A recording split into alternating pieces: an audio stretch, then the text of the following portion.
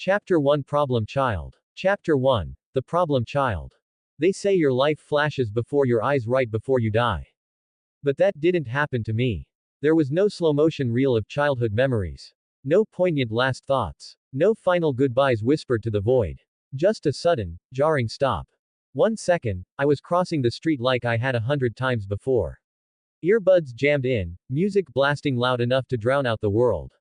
I wasn't paying attention, because why would I? The walk sign was green. The sun was out. It was just another regular day in a long string of forgettable ones. Then, the shriek of a horn. A scream that might have been mine. Tires scraping asphalt like nails across a chalkboard. Impact. And then, darkness. Cold, quiet, complete.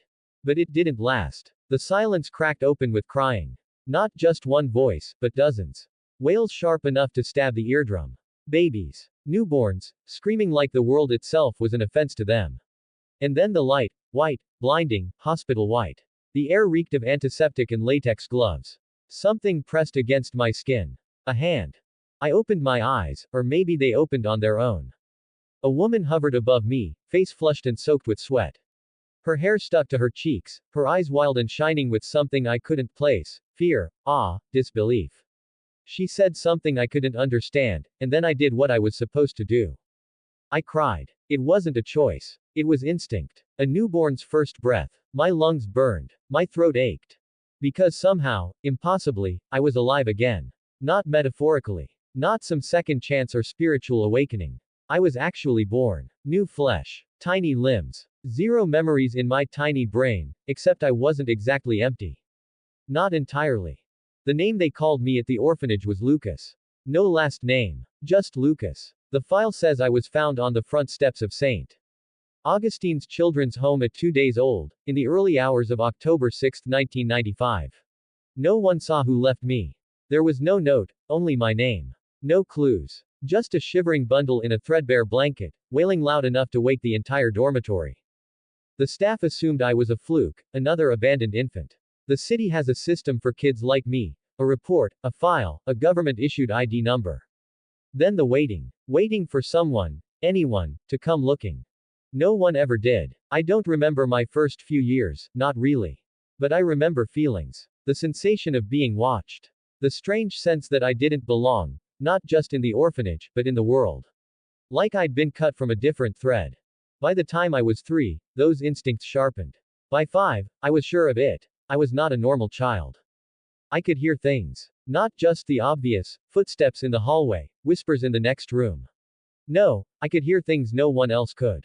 Thoughts. Regrets. Secrets buried so deep people didn't even realize they were thinking them aloud. I could hear Mr. Callahan counting coins in his jacket pocket, muttering about rent. I could hear the faint tremble in Mrs. Green's breath when she read letters. And then there were the smells. Everyone gives off a scent, but not the kind you'd expect. It wasn't about shampoo or soap or sweat. It was emotional. Fear smelled like copper and vinegar, sharp enough to sting. Anger burned like ash. Joy was like fresh-cut fruit. Guilt was mildew. I could track emotions like a hound dog, sometimes before people even felt them themselves.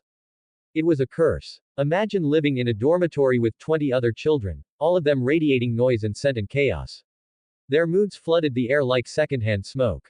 I couldn't block it out. Not really. I tried plugging my ears. I tried holding my breath.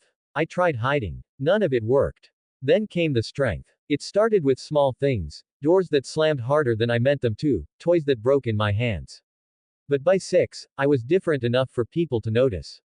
One day, during a meltdown, what the staff called an episode, I snapped the metal leg off a desk. I didn't mean to. I didn't even know I could. But in that moment, when the pressure inside me peaked, it felt like something ancient was crawling through my veins. Like lightning had a pulse, and it lived in me. The staff panicked. The other kids scattered. They called me a danger. Unstable. Violent. They wrote it on my file in red ink: problem child. And maybe they were right. I am a problem. I feel things too strongly, and when I lose control, things break. But I'm not a monster. Not yet. So I adapted. I learned to manage it the only way I could: by going inward. Meditation. Breathing techniques. Yoga routines from a book no one bothered to lock away. I made a little sanctuary behind the orphanage, where the grass grows patchy and a gnarled old tree stands alone like it forgot to die.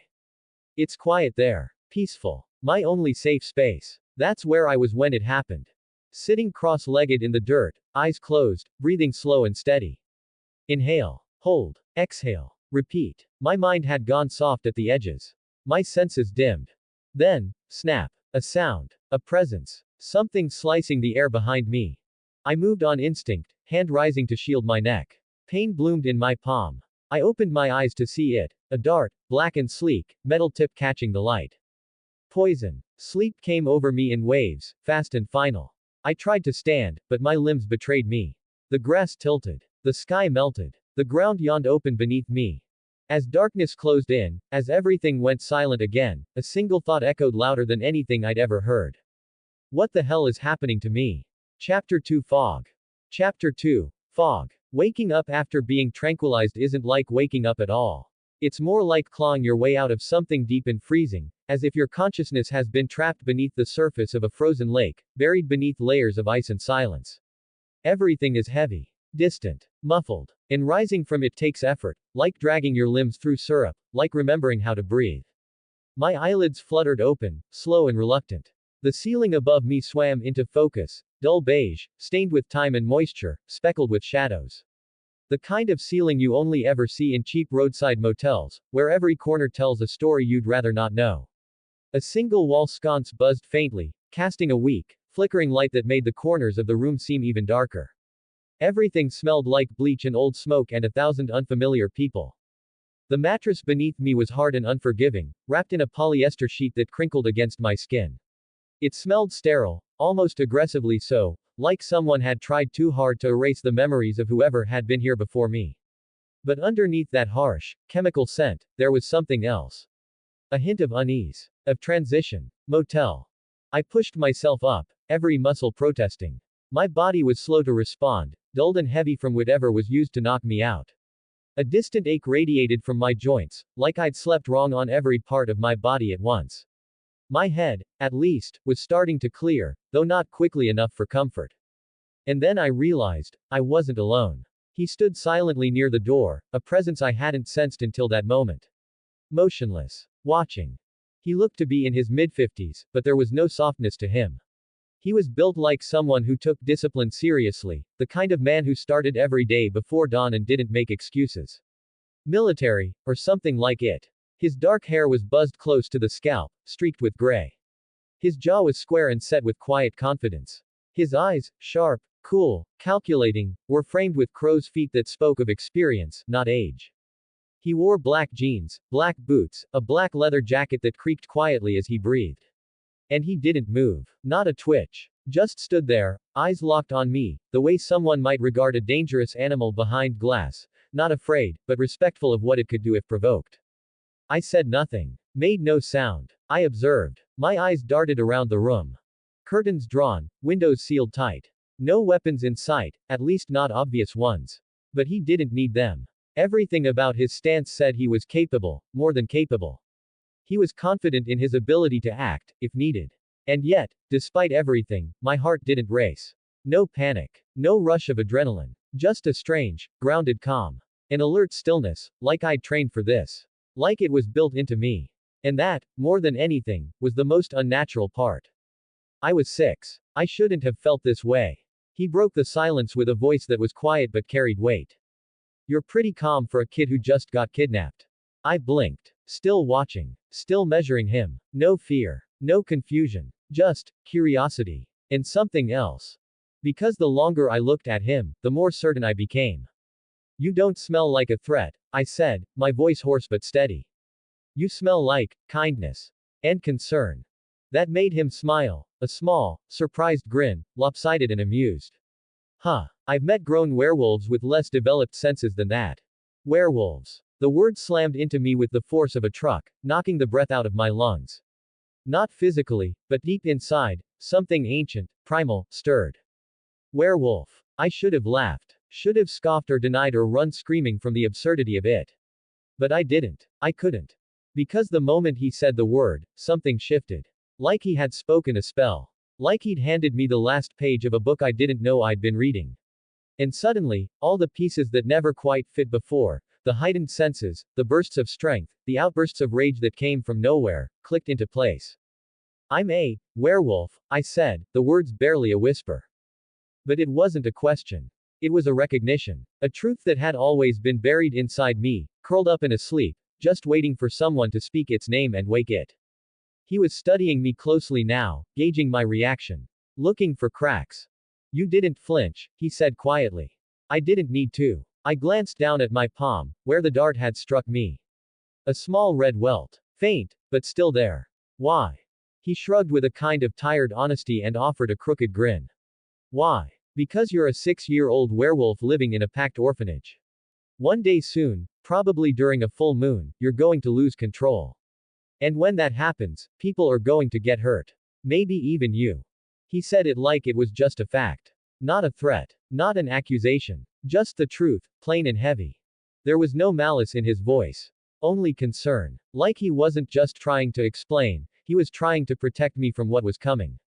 You're lucky I found you first, he said. This could have gone bad. Real bad. I didn't nod because I trusted him. I nodded because what he said made sense. It was logical. It fit. I looked him over once more. Are you a werewolf too? That lopsided smile widened. What do you think? I inhaled deeply. Focused. No scent of blood or fur or wildness. No sulfur, no rot. Just leather, oil, pine soap, and something calm and watchful. Not predator. Not prey. Something else. You don't smell like me, I said at last. He raised an eyebrow, clearly impressed. Smart. No, I'm not. I'm a hunter. The word tasted strange. Heavy with implications I didn't yet understand. A hunter. I echoed, uncertain. That's a question for another time, he replied. He turned toward the door, his tone gentle. You've been through enough for one day. Get some rest. We'll talk more when you're ready. His hand reached for the doorknob, but he paused before leaving, turning back one last time. For what it's worth, Lucas. I don't think you're some kind of problem child. I think you're something special. And then, without waiting for a response, he stepped out. The door shut softly behind him. I lay back down on the coarse sheets, staring up at that tired old ceiling. My mind felt like it was spinning in every direction at once, full of questions I didn't yet know how to ask, and answers I wasn't sure I was ready to hear. Werewolf. Hunter. Dart. Secrets. The world wasn't what I thought it was. But I'd learn. I had to. Chapter 3 Barbecue. Chapter 3 Barbecue. The motel door creaked open again, just as it had before. This time, the sound didn't startle me as much. I stayed where I was, sitting cross-legged on the thin, scratchy blanket covering the sunken mattress. I listened. There were footsteps, soft, unhurried, measured, calm. Each one landed with quiet assurance, like the man walking knew exactly who he was and what he was doing. That kind of confidence felt strange in a place like this. He stepped into the room again, silhouetted in the flickering yellow light from the hallway. In his hand, he carried a large takeout bag, grease-stained and warm. The scent drifted in ahead of him, filling the stale air with something rich and smoky. You must be hungry, he said, tone light but steady. He lifted the bag a little, giving it a small shake. I brought barbecue. The aroma hit me full force. Charred meat, tangy sauce, and a spicy, mouthwatering sweetness that made my stomach twist with sudden, painful need. I hadn't realized how empty I was until that moment. My body answered for me before I could form words. My stomach growled, loudly. Loud enough to echo off the water-stained walls of the tiny room. The man, whose name I didn't know yet, let out a soft, amused laugh. I'll take that as a yes. He set the bag down on the chipped, cigarette-burned table and began pulling out containers. One by one, he laid them out. Glistening slices of brisket, sticky ribs with meat falling off the bone, a mountain of pulled pork, a container of creamy coleslaw, and thick wedges of golden cornbread. Each opened box released another wave of scent, rich and irresistible. I stared at the feast, but didn't move right away. Instead, my eyes flicked up to him. I had questions, so many of them, but I started with the simplest.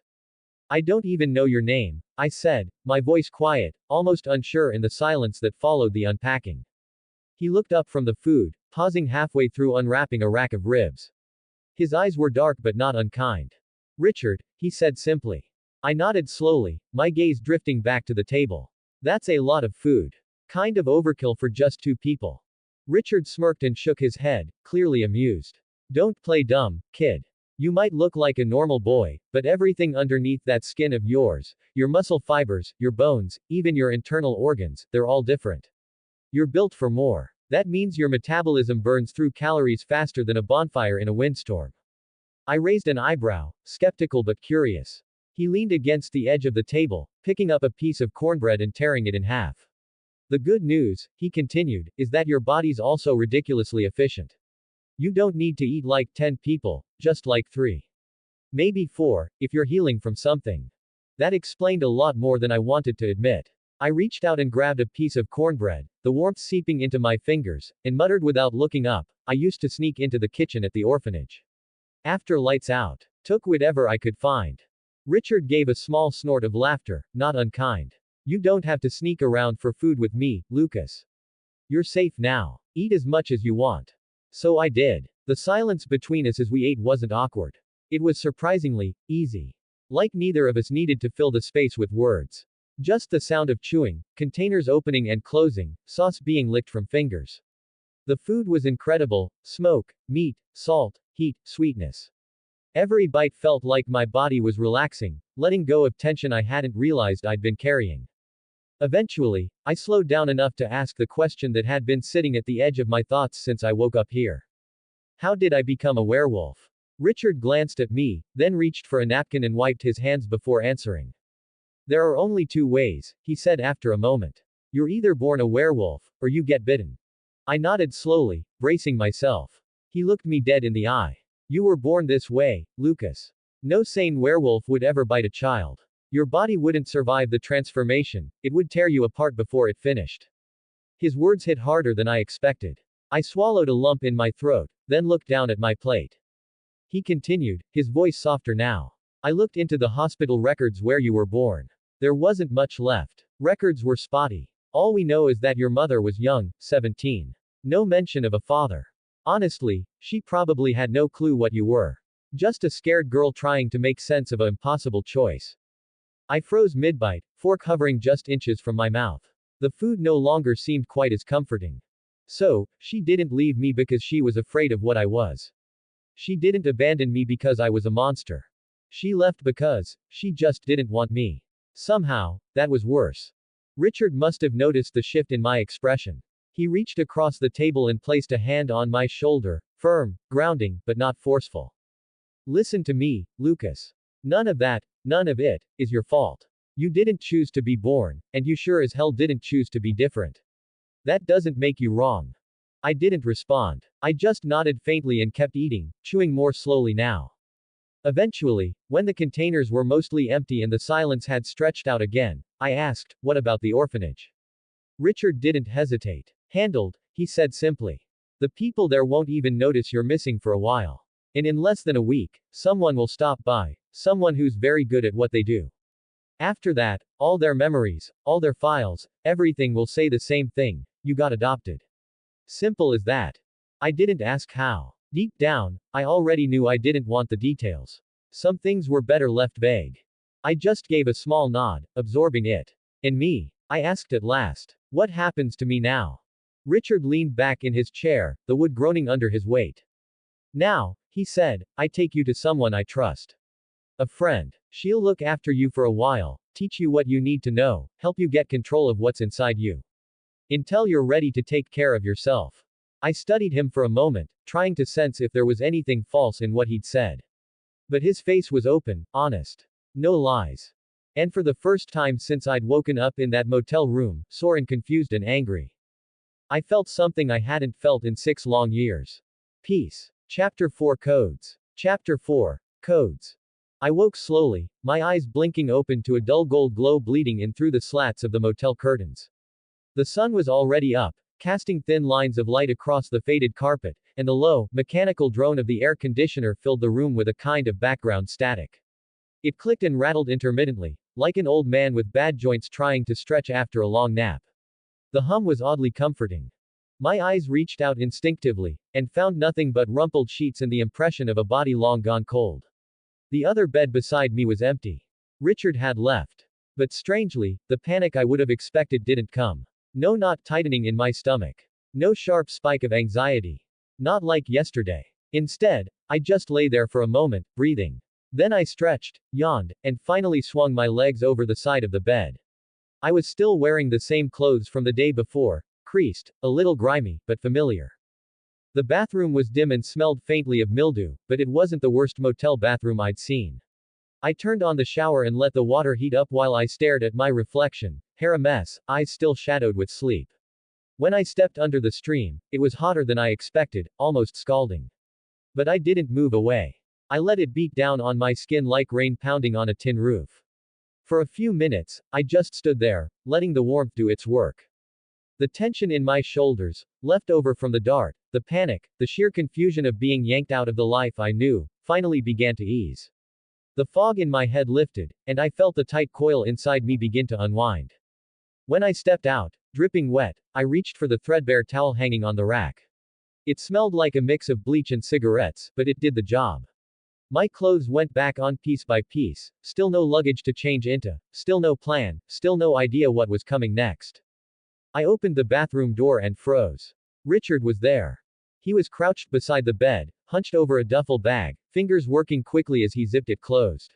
He didn't look startled, not even a little. Just glanced up, gave me a quick once-over, then tossed something in my direction without a word. I caught it reflexively. Clothes. A pair of jeans, a dark gray hoodie, and a black t-shirt, simple, practical. Brand new, but without any tags or packaging. Thanks, I said quietly, already turning back into the bathroom to change. He nodded but didn't say anything. When I emerged a few minutes later, the new clothes felt good, solid, clean, like armor that actually fit. They didn't just cover me, they grounded me. Are we heading out today? I asked, brushing a hand through my damp hair. Richard looked up from his bag, considered the question, then shook his head. Not yet. There's something I need to take care of first. The reason I came here before I ran into you. He rummaged in the bag again and pulled out a folded newspaper. He tossed it to me with the same nonchalance as the clothes. I caught it in midair and unfolded it. The headline practically jumped off the page. 2 dead in bear attack near White River Reserve. It was dated about a week ago. My eyes skimmed the article, but I didn't need to read much. I remembered the whispers back at the orphanage. Staff huddled around phones and radios, murmuring about hikers who'd gone missing, about bodies found shredded, clawed, barely recognizable. Wildlife officials said it was a bear, but something in their tone had suggested they didn't fully believe it themselves. You came here to kill that bear? I asked, looking up from the paper. Is that what you meant when you said you were a hunter? Richard leaned back on his heels and cracked his knuckles slowly, like he was winding himself up. Not exactly, he said. Look closer. Just under the headline. I narrowed my eyes and examined the border beneath the bold black letters. There, almost hidden in the margins, were faint markings, curves and slashes and looping symbols that looked like a cross between ancient runes and graffiti tags. That, he said, tapping the paper with one finger, is code. A message. Not meant for the public. It's how local hunters get the word out. Signals for help. Tells others that this isn't just a rogue animal. This is something else. I stared at the markings, trying to make sense of them. My brain felt like it was swimming through syrup. So, not a bear? I asked slowly. Then what is it? He didn't answer with words. Instead, he reached over, unzipped another case on the bed, and opened it with practiced ease. Inside was a weapon I'd never seen up close before. A compound bow, sleek and dark, designed like something out of a futuristic movie. Its limbs were carved with etchings, and beside it lay a quiver full of arrows, each one tipped with silver. You'll know it, Richard said, his voice low and certain, when you see it. He gave me a smile then, but it wasn't reassuring. It was something older, sharper. The kind of smile a predator gives just before the chase. The kind that says the rules have changed, and you'd better keep up. Come on, he said, slinging the bow over his shoulder. We're going on a hunt. Chapter 5. Chapter 5. The Scent of Rage. The gravel crunched beneath our boots in a slow, rhythmic grind as we stepped out of Richard's dusty black SUV, the kind of vehicle that had seen more forest trails and backroads than highways. The interior still smelled faintly of gasoline, old leather, and the metallic tang of tools left too long in the sun. In the backseat, the usual cooler sloshed softly with melted ice, and the glovebox bulged with a chaotic collection of hand-drawn maps, old ranger pamphlets, and folded topographic printouts annotated in Richard's scrawled handwriting. A rusted metal sign loomed nearby, its paint peeling in long, curling strips. The words, once bold and white, had faded with time and weather until they were just barely legible. White River Reserve. Warning. Bears active in this area. The irony practically echoed in the stillness around us. I stretched, arms rising overhead until my shoulders popped, and filled my lungs with the forest air. It was colder than I expected, sharper, like the atmosphere had teeth. The scent rushed in like a wave. Pine needles and damp moss, decaying wood, distant water, old sweat soaked into bark, and the faintest trace of rusted metal. But layered over it all was something else, something I couldn't name yet. Something alive and wrong and humming with intent. I glanced up at Richard, his frame silhouetted against the dim morning light filtering through the tree canopy. So, what exactly am I supposed to do here? I asked. Yeah, okay, I'm a werewolf. But I'm 6. I don't think that gives me much of a leg up if we're dealing with a bear. He looked down at me with a lopsided grin that barely touched his eyes. You're not here to fight it, kid. You're here to track it. That's all.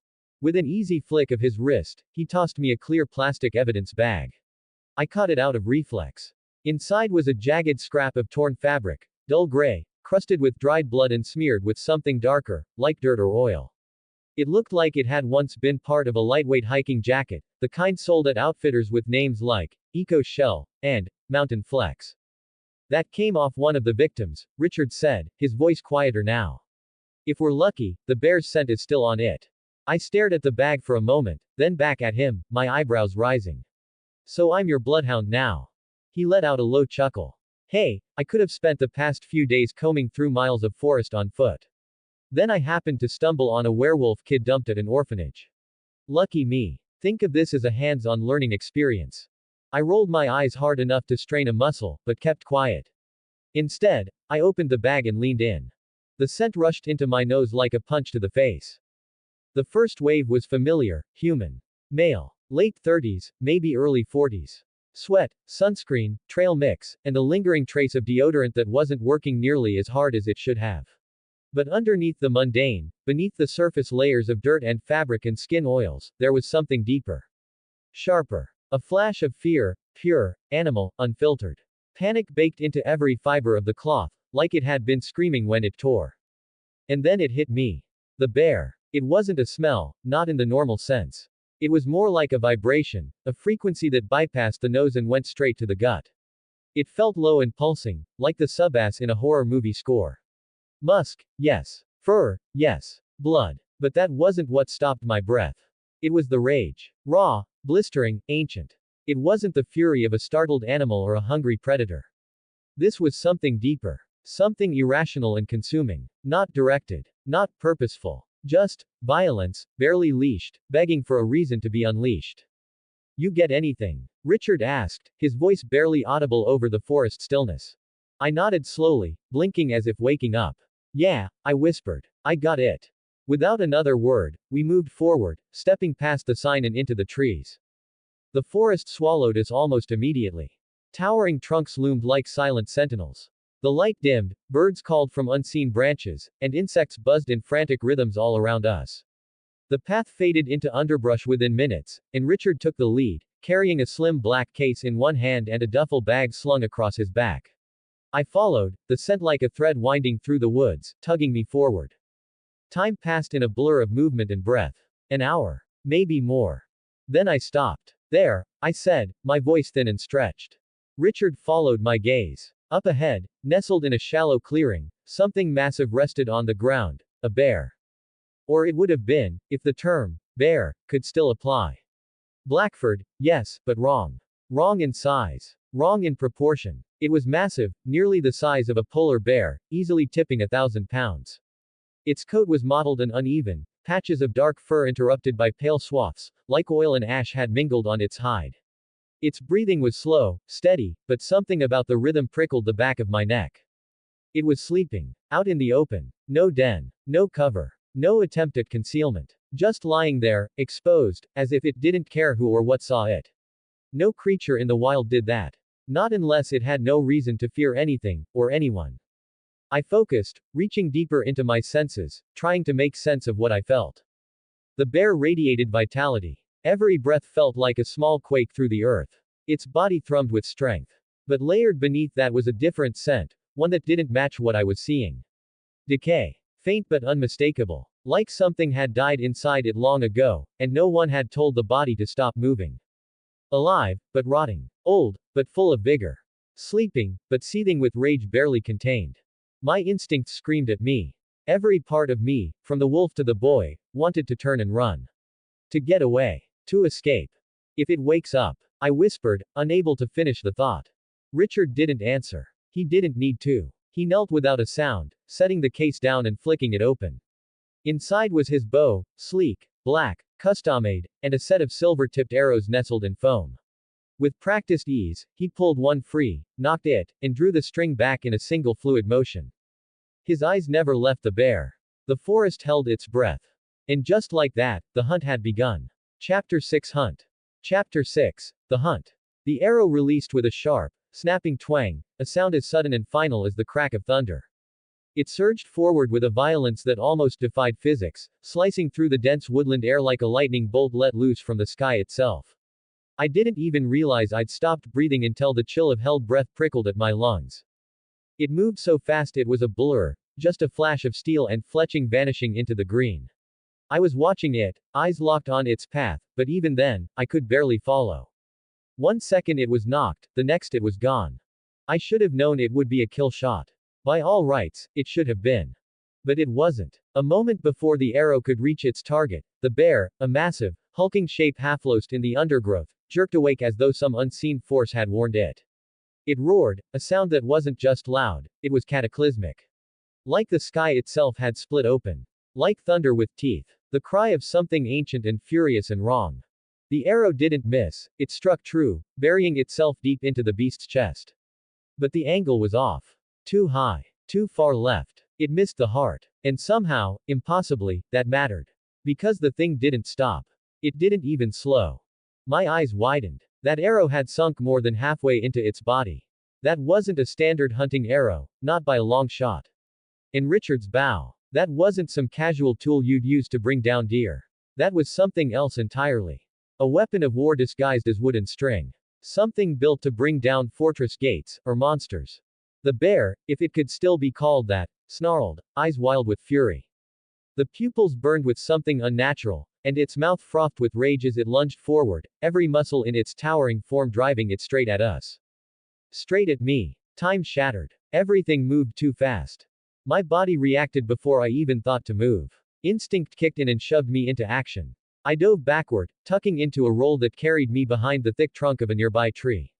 My breath came in fast, shallow bursts, heart racing so hard I could feel it in my throat. But Richard, he didn't move. He just stood there, bow still in hand, posture relaxed, calm, as if he were part of the forest, rooted and unshakable. No fear in his eyes. No hesitation in his posture. Only focus. He moved like a storm brewing beneath the surface of still water. Smooth. Deadly. He notched another arrow with practiced precision and released it in one fluid motion. The second arrow struck true as well, buried itself into the bear's shoulder with a thud that echoed through the woods. Another wound that would have killed anything else. Anything normal. But this creature wasn't normal. It was beyond that. A nightmare made flesh. A thing that shouldn't be. It kept coming, unrelenting. Its massive paws pounded the forest floor like war drums, saliva spraying from its jaws as it bellowed again, this time louder, angrier. It was too close now. Too fast. No time to fire a third shot. Richard didn't try. He simply let the bow fall from his hands, the motion smooth, like the decision had already been made. Then he drew the dagger. A dagger. Against a creature that size. It was madness. It was suicide.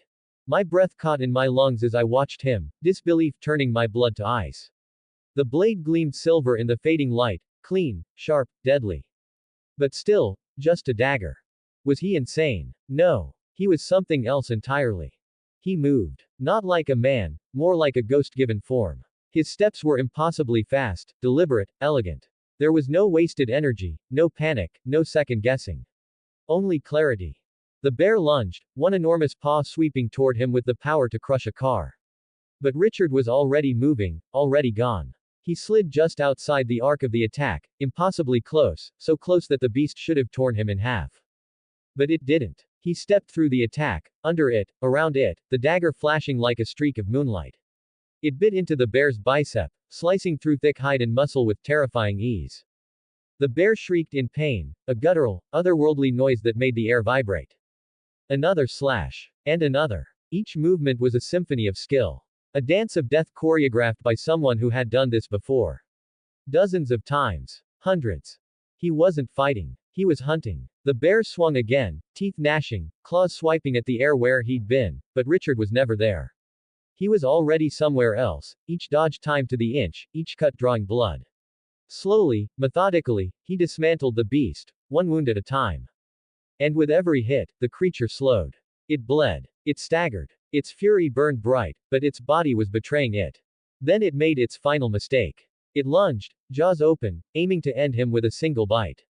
Richard didn't back away. But he stepped into the attack, ducked beneath the snapping maw, and drove the dagger up. Straight through the eye. The blade vanished into the creature's skull. The bear went rigid. Then it collapsed. It was dead before it hit the ground. The silence that followed was suffocating. Even the forest seemed stunned, as if it couldn't quite believe what had just happened. I stepped out from my hiding place, legs trembling, breath catching in my chest. The adrenaline hadn't faded yet. My body still buzzed with it, but my mind was somewhere else, trying to understand what I'd just witnessed. Richard stood over the corpse, calm as ever. He wiped the blood from his blade with a cloth and slid it back into its sheath like he'd just trimmed a branch off a tree. Like he hadn't just faced down death and won. The thing at his feet wasn't a bear anymore. It looked like one, sure, huge, furred, clawed. But what had lived inside it? That had been something else. Twisted. Corrupted. Possessed by something darker than nature. But now it was just a husk. Meat and fur and blood leaking into the soil. I looked at Richard, really looked at him. And I saw something I hadn't seen before. This wasn't just a man who hunted animals. This was someone who hunted nightmares. A predator, but a different kind. A force of nature in his own right. And for the first time since I'd learned what I was, I didn't feel like the most dangerous predator. Richard glanced back at me, a small smirk tugging at the corner of his mouth. You okay, pup? I nodded, slowly. My voice barely made it out. That was insane. He just shrugged and sheathed the dagger. Just another Tuesday. I wasn't sure if he was joking. And I wasn't sure if I wanted him to be. Chapter 7 Viral Truths. Chapter 7 Viral Truths. The forest had fallen into a silence so absolute, it felt unnatural, like the earth itself was holding its breath. The only sound was the crunch of leaves beneath Richard's boots as he knelt beside the enormous corpse of the bear. Its body lay twisted among the underbrush, still radiating heat in the chilly morning air, its bulk defying logic, its presence staining the natural world around it. Richard moved with calm precision, as if this were just another item on a long to-do list. He reached into the pocket of his weathered jacket and retrieved a small, metallic object. A tag. Smooth and clean. He clipped it onto the creature's ear with a practiced hand, the quiet click of metal on flesh sounding absurdly mundane after the chaos we'd just survived. Everything was too still now. The birds had stopped singing. The wind had stilled. The forest, usually full of hidden life, now felt hollow, like a room after someone screamed inside it. I took a slow breath and broke the silence, though my voice came out lower and rougher than usual, still raw from adrenaline and disbelief. Why the tag? Richard didn't look up right away. When he did, his eyes held none of the horror that churned in my gut. Just tired understanding. Local wildlife offices got a bounty on this one, he said with a shrug, like he was explaining a parking ticket. $1,000 if you bring proof of kill. Tag makes it official. He stood up, brushing dirt and pine needles from his jeans, casual as ever. It struck me how easily he could move on from what had just happened. As if fighting a creature like this was routine for him. It felt jarring, this return to normalcy. But maybe that was his armor. Pretending this was normal made it easier to carry. He pulled out his phone and dialed a number without a second thought. While I was still trying to wrap my head around the sheer wrongness of what we'd encountered, Richard calmly reported the bear's coordinates like he was giving directions to a pizza place. His voice was steady, almost bored. When he was done, he tucked the phone away and turned his attention back to the forest, the call already forgotten. I stared at the massive corpse. Its size alone bent the rules of biology. No ordinary bear was built like that. Its limbs were too long, its muscles unnaturally dense, like something had stretched it from the inside. And its eyes, those wild, lifeless eyes, still seemed to glimmer with a madness that hadn't yet faded. So, I began slowly, still processing, still shaken. How does something like this even happen? How does a normal animal turn into that? Richard didn't respond immediately. His eyes were fixed on the body, as if weighing not just the question, but the consequences of the answer. When he finally spoke, his voice was quiet, measured. A few centuries back, he said, people thought it was hell. Thought these things came from some kind of eternal punishment. Fire and brimstone. Demons crawling up from the depths. I nodded slowly. That tracked. It had felt like hell. But that's not it. I asked. He gave a short, humorless laugh. Nope. Turns out hell's just a metaphor with good PR. The truth. It's weirder. Way weirder. The real explanation came from people most folks don't listen to: supernatural researchers, fringe scientists, ancient druids, that whole crowd. He turned toward me, his eyes reflecting something darker. They figured it out. There's another dimension. Right next to ours. Not above, not below, just overlapping. Like two sheets of paper pressed together. Parallel worlds. I guessed. Sort of, he said. But not a mirror of ours. It's not Earth with different choices or timelines. It's more like a dumping ground. A cesspool of raw, chaotic energy. And that filth leaks through. Slowly. Constantly. My stomach turned. Leaking what exactly? Energy, he said simply. Not the kind you plug into a wall. Think of it as cosmic sewage. Raw, unstable power. Most of it stays contained thanks to the natural barriers between our world and whatever that place is. But sometimes, just sometimes, it seeps through. I looked down at the beast again, its bloody mouth frozen in a permanent snarl. And when it does, it infects things. Richard nodded. Exactly. Not all at once. It's subtle. Starts small. The infected get stronger. Faster. More aggressive. It's like pumping them full of steroids forged in a nightmare. But it comes at a price, I said quietly. He nudged the body with his boot, the massive carcass shifting slightly. Yeah, sanity. At first, it's just a little voice in the back of the mind. A whisper. Then it gets louder. Until there's nothing left but instinct and rage. The thing in front of you isn't a bear anymore. It's hunger. It's violence given flesh. I swallowed, a chill sliding down my spine. So, anything could be infected. Anyone. In theory, he said. But it's rare. The barriers between dimensions are strong. Nature's got defenses. Only way it breaks through is if there's already a crack, something broken, or weak. Or, something on the other side actively pushing. I raised an eyebrow. Nature has defenses. He looked at me then, and for the first time, I saw something fierce flicker in his expression, like pride wrapped in purpose. Yeah, we're not alone in this fight. Earth's not helpless. When something unnatural shows up, nature sends out an immune response. Hunters? I asked. Richard smiled. It wasn't smug, just sure. Hunters. Werewolves. Shapeshifters. People like me. People like, maybe you. We're nature's white blood cells. Her last line of defense. I blinked at him. That idea, so insane, so impossible, should have made me laugh. But it didn't. Because deep down, I felt it. That strange certainty stirring in my chest. The kind that didn't come from logic, but from instinct. This wasn't myth. This was biology. And I was part of it. I looked back at the bear, its blood now cooling, steaming faintly in the crisp air. Its jaw hung open, teeth yellow and cracked. The violence was over, but the echo of it still pulsed through the forest. So what now? I asked. Richard exhaled, scanning the treetops like he could sense something still watching. He slung his bow over his shoulder and turned toward the deeper woods. Now, he said, voice low and ready. Now we make sure there aren't more. And for the first time in my life, I didn't feel like a bystander. I didn't feel like a kid. I felt like a weapon. Chapter 8 Lone Wolf. Chapter 8 Lone Wolf Logic. The forest had gone still. Unnaturally so, like the world itself had paused to catch its breath. It was calm now, eerily calm. A stark contrast to the chaos that had unraveled not long before. The violence, the unnatural energy, the tension that had hung in the air like smoke, all of it had dissipated. Now, the only sounds were the rustling of leaves stirred by a gentle breeze and the occasional call of a distant bird. Nature had resumed its rhythm, indifferent to the battle that had recently taken place within it. For nearly an hour, Richard and I moved through the undergrowth, scanning the terrain with cautious eyes and alert senses. I focused on the scents, searching for even the faintest trace like that of the corrupted bear. I was hoping to detect anything that hinted at lingering foul energy, the twisted, sickly stench of unnatural rage.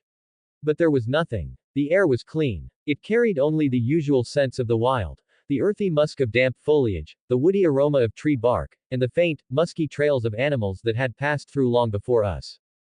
Eventually, Richard came to a halt and looked over his shoulder at me. "That nose of yours sure is convenient," he said, flashing a grin that had become his signature smirk. "Without you, I'd still be wandering around in here for days, trying to pick up that bear's trail. And then a few more days just to be sure there weren't any others lurking around." I blinked, caught off guard by the compliment. Thanks." My voice sounded uncertain, even to me. I rubbed the back of my neck awkwardly. It wasn't often someone praised my sense of smell. It wasn't exactly something people usually noticed, until it proved useful, like now. Richard let out a genuine laugh and clapped me on the back. "You'll get used to it," he said, his tone easy. We turned back the way we came, heading toward where we'd parked the car. Now that the adrenaline was wearing off, I started to feel the fatigue settling into my legs. Hours of trekking through uneven terrain were finally taking their toll. Still, I couldn't help but feel a strange sense of accomplishment. Like we'd set something right. Like we'd fixed a small part of a world I was only just beginning to understand. I didn't fully grasp what we had done, but deep down, it felt necessary. As we climbed into the car, I turned to him with a question that had been nagging at me for a while. Why didn't the local hunters take care of that bear? Richard started the engine, the hum of it breaking the forest silence as he steered us back onto the narrow road. "Because that wasn't your average corrupted creature," he said, eyes focused on the road ahead. "Most animals that get infected by that kind of energy, whatever it is, go mad within a year. They lose themselves. Become pure rage in a body that doesn't feel pain. But this one," he whistled low. "It held on. Kept its sanity. For at least 2 years, maybe more. That gave it time to grow, to adapt to the infection instead of succumbing to it." I frowned. "So, it got smarter. And stronger." "Exactly," he said with a nod. "That's what made it so dangerous. Smarter, stronger, more resilient. It learned. Most hunters don't expect that. It caught them off guard." He glanced over at me, his expression unreadable for a moment. "The locals tried," he added. "Tried and nearly got themselves killed in the process. Barely made it out alive. It was a miracle none of them died." I processed that, then turned to face him more fully. "They go in groups, right?" "Always," he replied. "Standard protocol is a minimum of 5 per squad. You never face a corrupted creature alone. Too unpredictable. Too much can go wrong." I stared at him. "But you do." He gave me a look like I'd just pointed out that the sun rises in the east. "Yeah, I do." I narrowed my eyes. "Why?" His grin returned, but this one felt different, tinged with something harder to read. "Because I'm not smart enough to be scared." I didn't know if he was joking. I wasn't sure I ever did. We drove in silence after that. The trees thinned gradually, the dense forest giving way to paved roads and low fences. Civilization crept back into view, subtle at first, then more obvious. Houses, telephone poles, road signs. We reached the outskirts of a small town and pulled into a parking lot in front of a modest-looking store. It looked like any ordinary hunting supply shop. Camo jackets hanging in the window display, neon signs advertising bait, ammo, and rugged outdoor gear. I arched a brow. This is it. The big secret base of the local monster hunting network. Richard chuckled as he unbuckled his seatbelt. "It's practical," he said. "The guy who runs it is the regional liaison. Think of this place like a ranger station, but for supernatural threats instead of forest fires." I nodded slowly, still not quite sure what to make of it all. "I'll go file the kill report," Richard said, already halfway out of the car. "After that, we're hitting the road again. Got a long drive ahead of us." I watched as he disappeared through the front doors, vanishing behind shelves stocked with fishing tackle and bear traps. Left alone, I leaned back in my seat, arms crossed over my chest as my mind began to spin. The world I thought I knew was far more complicated than I'd ever imagined. And something told me, this journey was just beginning. Chapter 9 Druid. Chapter 9. The Druid in the Woods. The road had long since ceased to pretend it was anything close to a proper road. What had started as cracked asphalt gave way to gravel, and the gravel crumbled further into loose dirt, pocked with potholes and ruts. On either side, towering trees leaned inward as if curious about our presence, their twisting branches reaching out like long, inquisitive fingers that occasionally brushed against the sides of Richard's old car. The air felt heavier here, thick with the scent of damp earth and pine needles, as though the forest itself was watching us, waiting. For the past 2 days, our journey had fallen into a monotonous rhythm. Drive for hours, stop at a greasy roadside diner for something quick and oily, then collapse into the stiff beds of cheap motel rooms, only to repeat it all again at dawn. Each day blurred into the next, same faces behind counters, same flickering neon signs, same stale coffee and stale conversations. But now, the familiar world had slipped away, and we were swallowed by wilderness so dense it pressed in on every side. The further we drove, the thicker the woods seemed, as though the trees were trying to keep something hidden from the outside world. I rested my head against the cool window and let my eyes wander over the dark green blur rushing past. After a long moment, I turned toward Richard. So, what's she like? My voice was low, cautious, almost like I was testing the air. Richard didn't look at me. His eyes remained fixed on the twisting dirt road ahead, his knuckles white on the steering wheel. Her name's Emily, he said finally, voice rough with something like nostalgia. She's a druid. I frowned, unsure if I'd heard right. A druid? What exactly does that mean? He let out a breath that sounded like a cross between a laugh and a sigh, the kind of sound someone makes when they realize explaining something complicated to a total novice is going to be a waste of breath. They call themselves servants of nature. Guardians of balance, or something like that. To be honest, I've known Emily for decades, but I still don't have the faintest idea what all that means in practical terms. I shifted in my seat, pressing my palm against the window to steady myself as the car rattled over another rough patch. So, they're basically like magic hippies, then. Richard chuckled, a dry, gravelly sound that didn't quite reach his eyes. That's one way to put it. He continued driving, expertly maneuvering around potholes and tree roots that jutted up like the bones of the forest itself. Here's what I do know. Druids are very powerful. Not just rare, but rare as hell. I've been a hunter all my life, crossed continents, faced things that would turn your nightmares inside out, and in all my years, I've only ever come across 2 druids. That's how rare. That wasn't exactly the reassuring news I was hoping for. After what felt like an eternity of twisting through the woods, the narrow dirt trail suddenly opened up into a small clearing. In the center sat a cabin, wooden, worn by time and weather, but clearly cared for. Its walls were wrapped in thick ivy that crept like veins, the greenery giving the building an ancient, almost living quality. The cabin didn't shimmer with magic or glow with any ethereal light. If anything, it looked tired, as though it had stood sentinel here since before the first trees even grew. Richard and I climbed out of the car, groaning as we stretched muscles stiff from sitting so long. My joints cracked loudly as I straightened, a satisfying relief after hours cramped behind the wheel. On the porch, a woman sat in a chair that seemed older than the cabin itself. She looked to be in her early 70s, with silver hair pulled loosely into a braid that fell over one shoulder. Her face was a map of wrinkles, each line a story of countless sunrises watched from this very spot. She sipped tea from a delicate cup, the slow, deliberate way she drank suggesting she had all the time in the world. Her sharp eyes lifted and landed on Richard, a single brow arching with unmistakable amusement. Why are you back here, you old coot? She asked, voice teasing but edged with something sharper. Richard's lips curled into a smile, as though he'd been waiting for that exact question all day. Emily, I've got a favor to ask. She snorted, unimpressed. I'm done doing favors for ungrateful bastards like you. Richard muttered under his breath, just low enough that only someone with supernaturally keen hearing might catch it. Another thing about druids, they're all a little bit crazy. I smiled despite myself but kept quiet. Stepping forward, Richard gestured toward me. This is Lucas. He's a werewolf. A small one. No family. He was being raised in an orphanage. Emily's eyes sharpened, turning toward me with an intensity that felt almost like a physical weight. She studied me carefully, as if trying to unravel secrets I hadn't even figured out myself. That true? She asked, voice softer now, less teasing, more genuine. I nodded. Yeah. She stared a few seconds longer, then sighed deeply, like someone accepting a burden she hadn't wanted but couldn't ignore. All right, she said at last. The boy can stay. Relief washed through me like a sudden, warm wave, loosening something tight and anxious inside. Then she turned back to Richard, her gaze hardening.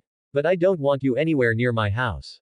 Richard clutched his chest dramatically, as if she'd just delivered a mortal wound. Come on, Emily. We've been friends for so long. You were never that good of a friend, she shot back without hesitation. For the boy, then. One night, she glanced my way again. There was something in her eyes, pity, maybe. Or maybe recognition. One night, she agreed. For the boy. Richard grinned, a spark of hope flashing in his eyes. You won't regret it. She lifted her teacup in a slow, deliberate sip. I already do. Chapter 10 Roots. Chapter 10 Roots and Reality. With a soft click, Richard popped open the trunk of the car, the hinges groaning slightly under the weight of the afternoon heat. Inside were the bags we'd packed over the last 2 days, some clothes, toiletries, sturdy boots, and other essentials. All the things I'd need for an indefinite stay with Emily. My things. That idea still felt strange, unnatural, even. Like wearing someone else's jacket. I had never really had my things before. Not in a place that might actually be considered home. I took a step forward to help unload, instinct kicking in before I could think better of it. But Richard held up a hand, waving me off with a casual confidence. Nah, I've got it. I stopped, uncertain what to do with myself now. So I just hovered awkwardly nearby, watching as he reached in and pulled out one duffel, then another, tossing them effortlessly to the ground like they weighed nothing. He was stronger than he looked. Most hunters were, but even so, he made it look easy. My eyes drifted past him to the porch, where Emily still sat in her comfortable chair, a steaming mug of tea cradled in her hands. Her posture was relaxed, almost regal. Her expression, completely unreadable. Not cold, not warm, just, still. Composed. She didn't look like someone who'd be facing down monsters. She wasn't frail, exactly, but she didn't exactly project the image of a hardened warrior or a guardian of ancient forest secrets, either. She looked like someone's grandmother, someone who baked apple pies and knitted scarves and had a collection of birdhouses. And yet, I turned back to Richard, lowering my voice. I know you said druids are powerful, but, come on. She's got to be at least 70. You said I might lose control during the full moons. What if something happens? What if I don't know, hurt her? Richard's response wasn't concern or caution, it was a burst of laughter. Loud, unrestrained, and entirely amused. He threw his head back and laughed like I'd just delivered the punchline to the best joke he'd heard all year. 70. He repeated, still chuckling. Try 170. I stared at him, blinking in confusion. Wait, what? He nodded, grinning now. Emily's not just powerful. She's ancient. And trust me, she can handle herself just fine. I must have still looked doubtful, because he tilted his head toward the porch and said, tell you what, why don't you test it out? Go on. Take a swing at the delicate, old last. See what happens. I looked at him like he'd lost his mind, but he just raised an eyebrow, daring me. Then I looked back at Emily. There was something about her. The way she sat, unmoving. The way she seemed to radiate calm, like an old tree that had weathered countless storms and still stood tall. She smelled like cinnamon and pine needles and something older, something grounding, like the feeling you get right before you fall asleep, safe and warm. She was the best smelling person I'd ever encountered, and considering my werewolf senses, that was saying something. She didn't even glance my way. Just sipped her tea as if none of this concerned her. I hesitated. Then, gathering my nerves, and tamping down the guilt of what felt like preparing to tackle a sweet old lady, I sprinted forward. I moved fast. Faster than most people could follow. I launched myself up the porch steps, every muscle coiled, ready to pin her down before she could blink. But she didn't blink. She didn't even move. She simply lifted one hand. Just one. And I was gone. One moment, I was charging forward. The next, I was airborne, hurtling backwards through the air like a leaf in a windstorm. I hit the trees with a crack, the impact knocking every breath from my lungs. Before I could recover, the branches moved. They twisted, wrapping themselves around me, snaking around my wrists, ankles, even my chest. Thick and unyielding. The forest wasn't just holding me. It was restraining me. Like it had decided, all on its own, that I was a threat. I couldn't move. Could barely breathe. From the porch, Emily's voice came, calm and unbothered. You're 100 years too young to worry about me, you brat, she said, like she was chastising a child for tracking mud into the house. I can take down pups like you in my sleep. Pinned like some unfortunate insect in a spider's web, I groaned. Noted. Then, as suddenly as they had grabbed me, the branches released. They slithered away, back into the canopy, as if they had never been alive at all. I stumbled forward, sucking in a deep breath, brushing bark and dirt from my clothes. But something inside me had shifted. Because now I knew for sure, that I wouldn't hurt her. Not even on my worst day. Not even if I completely lost control. Emily wasn't fragile. She wasn't vulnerable. She would break me before I ever laid a finger on her. I turned to Richard, who was already lifting another bag from the trunk. He met my eyes with a smirk that said, "Told you so." We finished unloading in silence, the air between us filled with something like awe, or maybe just the lingering echo of whatever old, quiet power had just pinned me to a tree. We walked past Emily, who still hadn't moved from her spot. She looked like a character from an old storybook, timeless, ageless, utterly at home in her surroundings. But now I knew better. She wasn't a fairy tale. She was the forest. And as I stepped over the threshold of the cabin, bags in hand and heart still hammering, only one thought circled in my mind. I really shouldn't mess with druids. Chapter 11 Wolf. Chapter 11 The Wolf Beneath the Skin. I followed Richard up the steps of the cabin, half expecting a scene straight out of some ancient storybook. I pictured warped wooden floors that groaned underfoot, a cast iron wood stove puffing faint smoke into the rafters, and shelves heavy with dusty tomes and jars full of herbs that had names no one could pronounce. Maybe even a hanging bundle of garlic or some dreamcatchers spinning gently in a draft. Something rustic, old world, magical. What I got instead felt oddly like stepping into my aunt's house from the suburbs. Whoa, I muttered, pausing just inside the doorway. The interior was plain, surprisingly so. Functional in a way I hadn't expected from someone like Emily, or from anyone associated with druids, really. It had all the ordinary comforts, or what counted as modern comfort in the year 2001. A modest television, one of those boxy ones with the rounded screen, sat in the corner, paired with a VHS player. A microwave hummed quietly from a small countertop in the adjoining kitchen. The fridge had magnets on it. There was even a landline phone resting in its cradle on the wall, the kind with a cord that spiraled like a slinky. The couch wasn't made of burlap or twigs or enchanted moss, it was just a couch. Beige, probably from some department store, with a slightly sagging cushion in the middle. Everything was clean, tidy, and lived in. Not at all what I thought a druid's home would look like. Not what you pictured, huh? Richard said, tossing a weathered duffel bag beside the door with a soft thump. I shook my head, still taking it all in. I thought there'd be, I don't know. Potions. Bone chimes. Talking animals sitting around reading Shakespeare. A calm voice floated in from behind us. That's all in the basement. Emily glided past us like she'd been there the whole time, barefoot, her steps silent against the wood floor. She had a cup in her hand, steam curling up from the tea like lazy ghosts.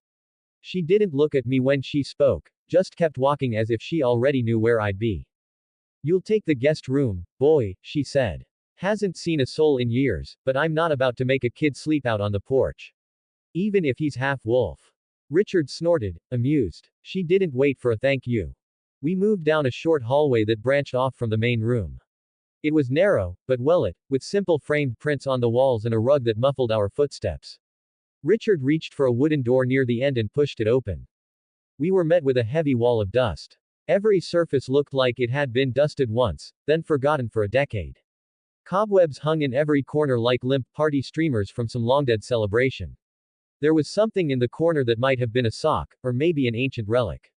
Either way, it wasn't moving, and I didn't plan to check. Yeah, Richard said under his breath. Definitely unused.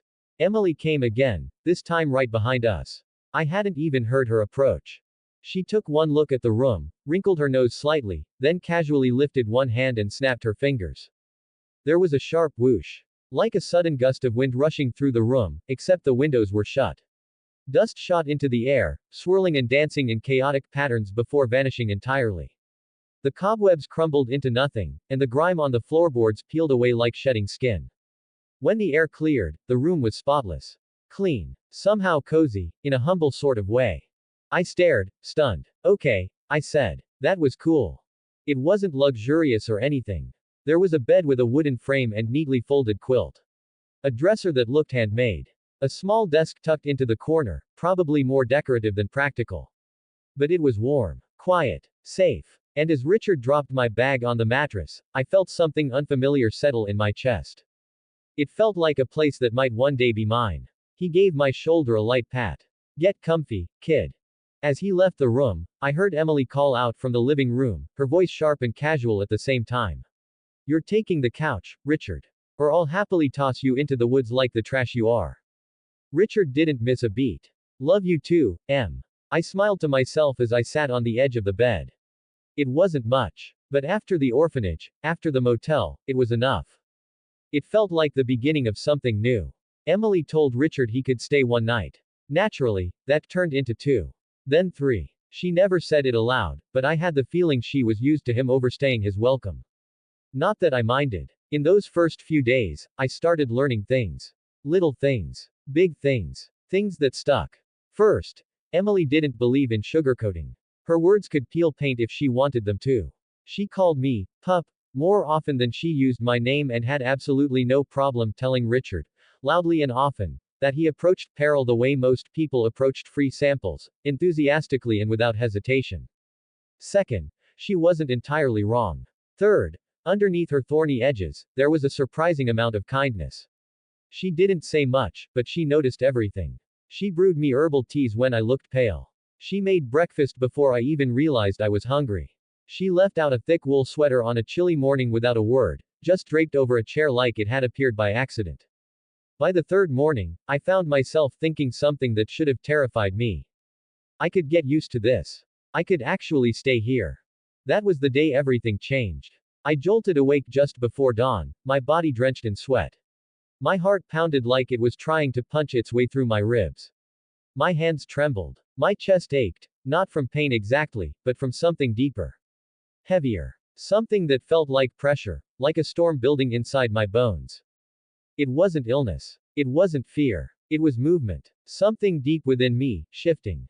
I stumbled out of bed, barely able to stand. The floor swayed beneath me like I was standing on the deck of a ship. I pushed open my door and staggered into the kitchen. Richard and Emily were there, sitting at the table, mid-argument about whether or not modern plumbing was destroying the soul of civilization. My voice cracked. I clutched at my chest. I feel weird. Like, something's wrong. They both stopped talking. I saw Richard's expression change instantly. Gone was the lazy smile. In its place was something sharp and focused. Emily set her tea down with quiet precision. Full moon, she said simply. Tonight's your first shift. Richard's brow furrowed. But he's only 6. Emily shrugged. It's early, sure. Usually comes later. But the change doesn't care about age. My knees buckled and I gripped the edge of the table for support. The pressure inside me pulsed, steady and urgent, like a heartbeat I didn't recognize. My breath came shallow. The world felt distant, like I was watching it through glass. Richard knelt beside me, his voice low and steady. Hey, you're going to be okay. I promise. I nodded, but it felt hollow. Because I could feel it, something waking up inside me. Not hostile. Not angry. But ancient. Wild. Insistent. I wasn't just me anymore. The wolf was stirring. And he wanted out. Chapter 12 First Shift. Chapter 12. The First Shift. The day's final light faded slowly, melting into the darkness like ink bleeding into water. Shadows lengthened, merging and folding into one another as the forest swallowed us whole. We moved steadily forward, the 3 of us, venturing deeper into the woods where the trees grew thicker and the air hung heavy with damp moss and secrets. At the front of our silent procession walked Emily, gliding between trunks and roots like she had grown from the forest itself. There was something ancient in the way she moved, something effortless and wild. Not a single branch snapped beneath her feet, not a leaf rustled. The woods seemed to recognize her, to make room for her passage. The trees bent just slightly in greeting. The wind brushed her cheek like an old friend. Richard and I trailed behind, quieter than usual but far louder than her. Our boots crunched softly against a carpet of decaying leaves, stirring the earthy scent of wet soil and old bark. I felt the weight of the moment pressing in around us, carried in the hush of the undergrowth, in the distant stretch of night. Eventually, the trees opened up, as if exhaling, and we stepped into a wide clearing bathed in the silver glow of the moon. It was beautiful in a stark, unreal way, silent and still, like time itself had stopped to watch. No birds flitted overhead. No insects buzzed. Not even the rustle of a curious animal in the brush. Just the cool silver of moonlight spilled across the ground and the sound of our own breath. This'll do, Emily said, her eyes scanning the perimeter. Her voice was quiet, but it carried. I've made sure the local wildlife keeps its distance tonight. That explained the silence. I hadn't realized it until she said it, but the forest's usual soundtrack, chirps, rustles, calls, distant cries, was absent. The entire world felt suspended, as though it were holding its breath. I lifted my gaze upward. The moon had risen high above the treetops. It was full, bright, round, and gleaming like a polished coin hanging in a sea of ink. Will it hurt? I asked. My voice came out small, barely more than a whisper. Emily turned her head and met my eyes. Only the first time. Richard stepped closer, laying a firm hand on my shoulder. His grip was steady and warm. You lose consciousness as soon as it begins. The pain hits hard and fast. You won't remember most of it. Emily cut him a sharp glance. No. Richard's expression darkened. Emily, he's just a boy. That's exactly why he has to endure it, she said, her tone calm but unyielding. The more he stays aware, the more he'll understand. The stronger his bond with the wolf will be. He looked like he wanted to argue again, but he held back. His jaw clenched, and he turned his gaze away. I looked between the two of them, confused. Bond with the wolf. Emily nodded, stepping closer. Her presence was grounding, solid, yet full of something untamed. Most werewolves can only shift into a half state, a creature caught between man and beast. But a rare few, the ones truly in tune with themselves, can also shift fully into a true wolf. Natural. Complete. Whole. It's not just about changing your body. It's about understanding the wolf within you, becoming one with it, and being in complete control. It's a mark of true harmony with your inner wolf. Her eyes locked on mine, steady, unwavering, and ancient. You get one chance at this. One first shift where you naturally turn into a wolf. If you want to meet your wolf, truly meet him, you need to stay present. Stay conscious. No matter how much it hurts. No matter how badly you want to give in.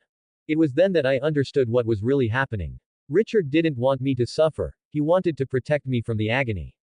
But Emily, she didn't want me to miss something sacred, something that could never be reclaimed. I nodded slowly. I'll stay. I'll hold on. For as long as I can. A small smile tugged at Emily's lips, pride flickering in her expression. Richard still looked uncertain, but he gave a curt nod. He didn't like it, but he respected my choice. Above us, the moon continued to rise, higher and brighter, bathing the clearing in silver. I felt it before anything else, an invisible pressure, like hands pressing down on my chest, a heat beneath my skin that pulsed in rhythm with my heart. Then, all at once, it struck. Agony, pure and blinding. I collapsed to my knees, air leaving my lungs in a ragged gasp. Pain seared through every part of me, white-hot fire racing through my veins, clawing at my insides. My bones groaned and cracked, reshaping themselves in unnatural ways. Muscles tore and reformed. Skin rippled, stretched, shifted. I screamed, though I barely heard it over the roar of my own blood. It felt like my body was being taken apart and rebuilt from scratch. I was burning alive from the inside out. Somewhere in that storm of pain, I remembered Emily's advice to hold on. Don't fight it, I told myself. Breathe. Let the pain come. Let it pass through. I opened myself to it, stopped resisting. The pain didn't lessen, but it became something I could ride, like a wave. I let go of the fear, the panic, and fell into the transformation. Then, something changed. The world sharpened. Suddenly, I could feel the texture of the soil beneath my fingertips, or paws. Every leaf trembled like a whisper in my awareness. I could hear heartbeats, Richard's steady and strong, Emily's deep and deliberate. I could even feel the moon, somehow, like light humming along my bones. And then I looked down. Paws. Not hands. Not feet. Paws, covered in thick fur. I stood up, on all fours. My body felt alien and familiar all at once. Powerful. Natural. I was a wolf. But I was still me. Not a mindless monster. Not some half-formed thing. Just, me. Fully transformed. Fully alive. I turned my snout to the sky and let out a howl. It rose from somewhere deep within me, not a cry of pain, but a declaration. Of freedom. Of triumph. Of becoming. I did it. Darkness took me. Like a switch had been flipped, the world blinked out. The clearing. The moonlight. The wolf. Gone. The last thing I heard before everything faded was Richard's voice, proud and distant, as though from across a great distance. He did it. Then nothing at all. Chapter 13 Echoes. Chapter 13. Echoes of the Mind. I was falling. Not in the way a person tumbles down a hill, or stumbles off a step. No, this was something deeper, something darker. A descent without end. No up, no down. Just an endless plunge into a vast, smothering nothingness. The air didn't rush past me. There was no wind, no scream escaping my lips. Only silence, thick and absolute, swallowing me whole. Then, a gasp. Ragged. Sudden. My lungs pulled in air like it was the first breath I'd ever taken. My eyes snapped open, squinting hard against the sudden glare of morning sunlight pouring through dusty windows. I sat up, disoriented. The sensation of the sheets hit me first, coarse, familiar. The springs beneath the thin mattress groaned with the same tired complaint they always had. The scent in the air stung with bleach and institutional detergent, clean but cold. Somewhere down the hallway, someone saying something about breakfast. The voice echoed, hollow but routine, like a scene I'd lived through 100 times before. I blinked again. My pulse pounded. What the hell? The forest was gone. Richard's face, his concern, his strength, gone. Emily's voice, her presence, her carring eyes, all of it, gone. No moonlight filtering through the trees. No damp soil underfoot. No paws. No snout. Just white painted walls, peeling slightly at the corners. Just that same cracked ceiling I'd stared at countless nights, wondering what might lie beyond the orphanage walls. I moved automatically, like muscle memory had taken the wheel. Got up. Brushed my teeth in a sink that barely drained. Shoved flavorless scrambled eggs into my mouth. Did the chores I'd done since I could stand, scrubbing, folding, sweeping. Endured the same sideways glances, the same unspoken judgment, the same dull routine that dulled the senses and quieted the soul. Everything was normal. Exactly as it used to be. And yet, something was wrong. It didn't scream at me. It whispered. A quiet, persistent hum, like static at the back of my brain. At first, I told myself it had all been a dream. A vivid one, sure, terrifying, beautiful, surreal, but a dream nonetheless. Wolves and monsters. Battles in the dark. Emily's fire. Richard's steadiness. None of it real. Just the lonely fantasies of a mind that wanted something more. I almost bought it. For a while, I let myself believe. I slipped back into the orphanage rhythm like a well-worn glove. Let the world press down on me, soft and heavy, like a blanket that suffocates more than it comforts. But the itch wouldn't go away. It was like a song I couldn't stop humming, even when I didn't know the words. Like a whisper beneath my heartbeat, murmuring just below the surface, this isn't real. And then it snapped. The illusion cracked, sudden and sharp, like glass fracturing under pressure. And I saw everything. It was all a lie. This wasn't reality. I was still unconscious. Still trapped inside my own head, deep within whatever psychic chasm the shift had ripped open. The orphanage wasn't home anymore. It was a cage made of memory. A prison of my own creation. And as soon as I understood that, the world around me crumbled. The walls dissolved, melting into smoke and ash. The floor faded beneath my feet. And yet, I didn't wake up. Not yet. I was standing again, somehow, in what remained of the orphanage. But now the setting had changed, drastically. It was night. The windows, once merely dusty, were now shattered, moonlight slicing through the broken panels. Blood smeared the walls in great, slashing arcs. The metallic stink of it filled the air, thick, choking. Every breath burned with it. The silence wasn't peaceful now. It was oppressive, dreadful. And the bodies. They were everywhere. Children I'd known. Staff I'd ignored. Torn open, lifeless. Scattered like broken dolls. I looked down at my hands. They weren't hands anymore.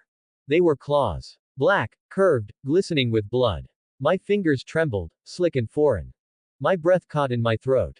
I turned slowly, mechanically, toward the mirror mounted crookedly on the opposite wall. And I saw him. Not me. Not really. A towering figure, 8 feet tall at least, loomed in the mirror's cracked reflection.